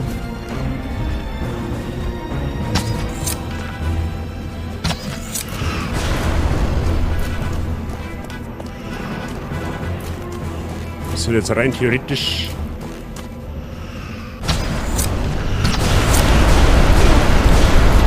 Wow, okay, das kann dauern, bis wir den jetzt umlegen.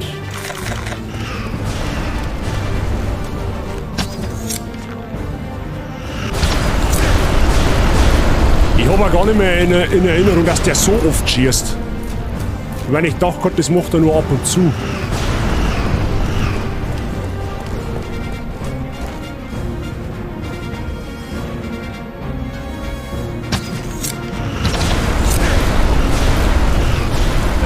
Jetzt haben wir hier. Okay. Ja, müssen wir irgendeinen Spot finden, wo man gut treffen kann. Zielen mit dem Bogen ist tatsächlich wirklich nicht einfach. Das ist so ganz schwammig.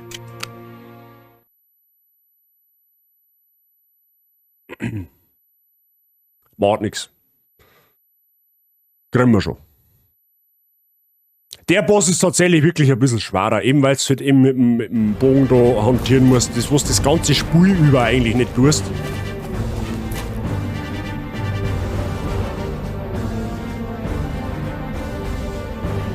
Ah, da hinten ist er.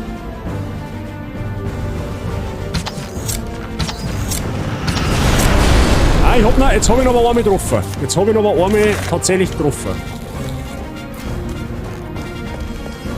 Taucht er dann wieder ab, kommt er immer auf derselben Stelle.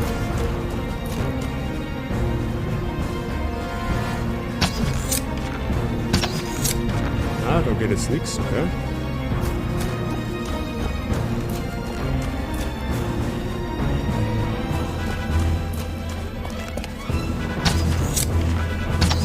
Ah, der bremst ab und zu einfach ab. Ah, der Name drauf. Ah, ja, okay. Hab ich schon erlaubt.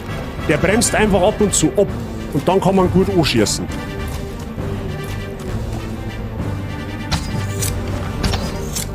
Okay, da jetzt nicht. Dann kommt jetzt vielleicht von da nur mal.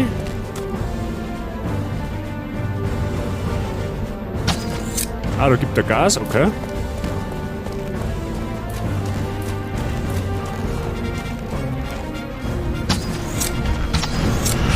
Wieder getroffen, okay, nice.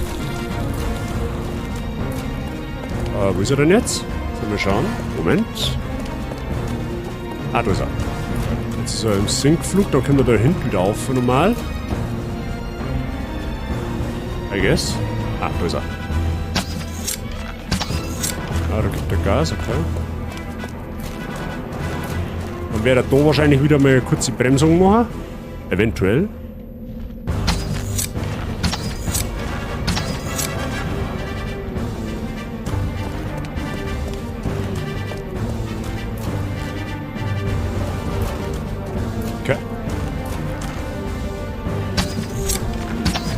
Legolas! Ja, hoppla. Töte das Untier! Nice. Ja, gut, Second Try, okay. Ist in Ordnung, da die sagen.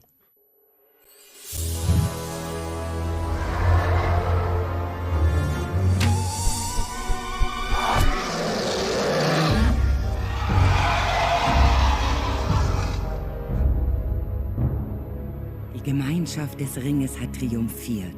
Sie hat den fliegenden Ringgeist besiegt. Wohlbehalten brachte sie Frodo bis zur Grenze von Mordor. Die Gemeinschaft blieb siegreich. Doch sehe ich den Ringträger allein das dunkle Land durchqueren. Doch nicht ganz allein.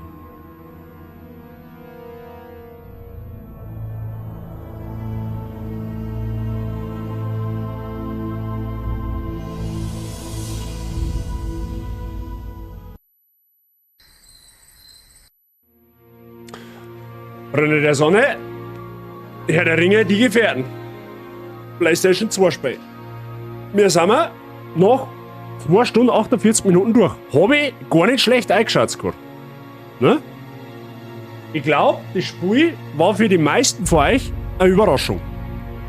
Abgesehen von denen, die was kennt oder die was kennen, glaube ich, war das Spiel wirklich unterhaltsam. Also mir hat schon taugt. War einfach mal was anderes.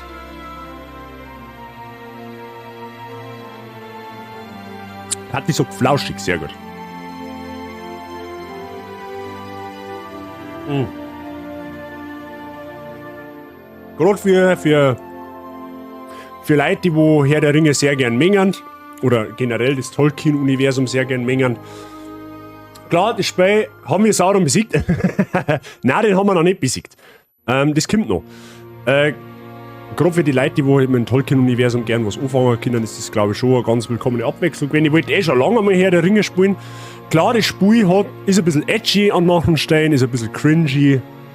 Die eine oder andere Sequenz über. Ja, gerade wenn man so manche Charaktere anschaut, wie Galadriel zum Beispiel, die halt sehr creepy ist, I guess.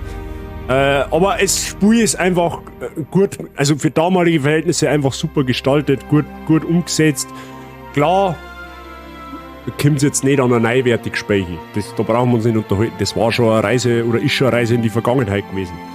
Ja, aber wir haben ja jetzt, was die Tolkien oder die Herr der Ringe-Saga angeht, ja noch nicht am Ende und stehen. Wir haben ja im Stream, glaube ich, vor 2 Wochen oder letzte Woche ausgemacht, dass wir ja einen Herr der Ringe-Marathon machen, sozusagen. Das heißt, wir haben jetzt den ersten Teil beendet. Jetzt nach dem ersten Teil kommt direkt der zweite und dann kommt halt noch der dritte.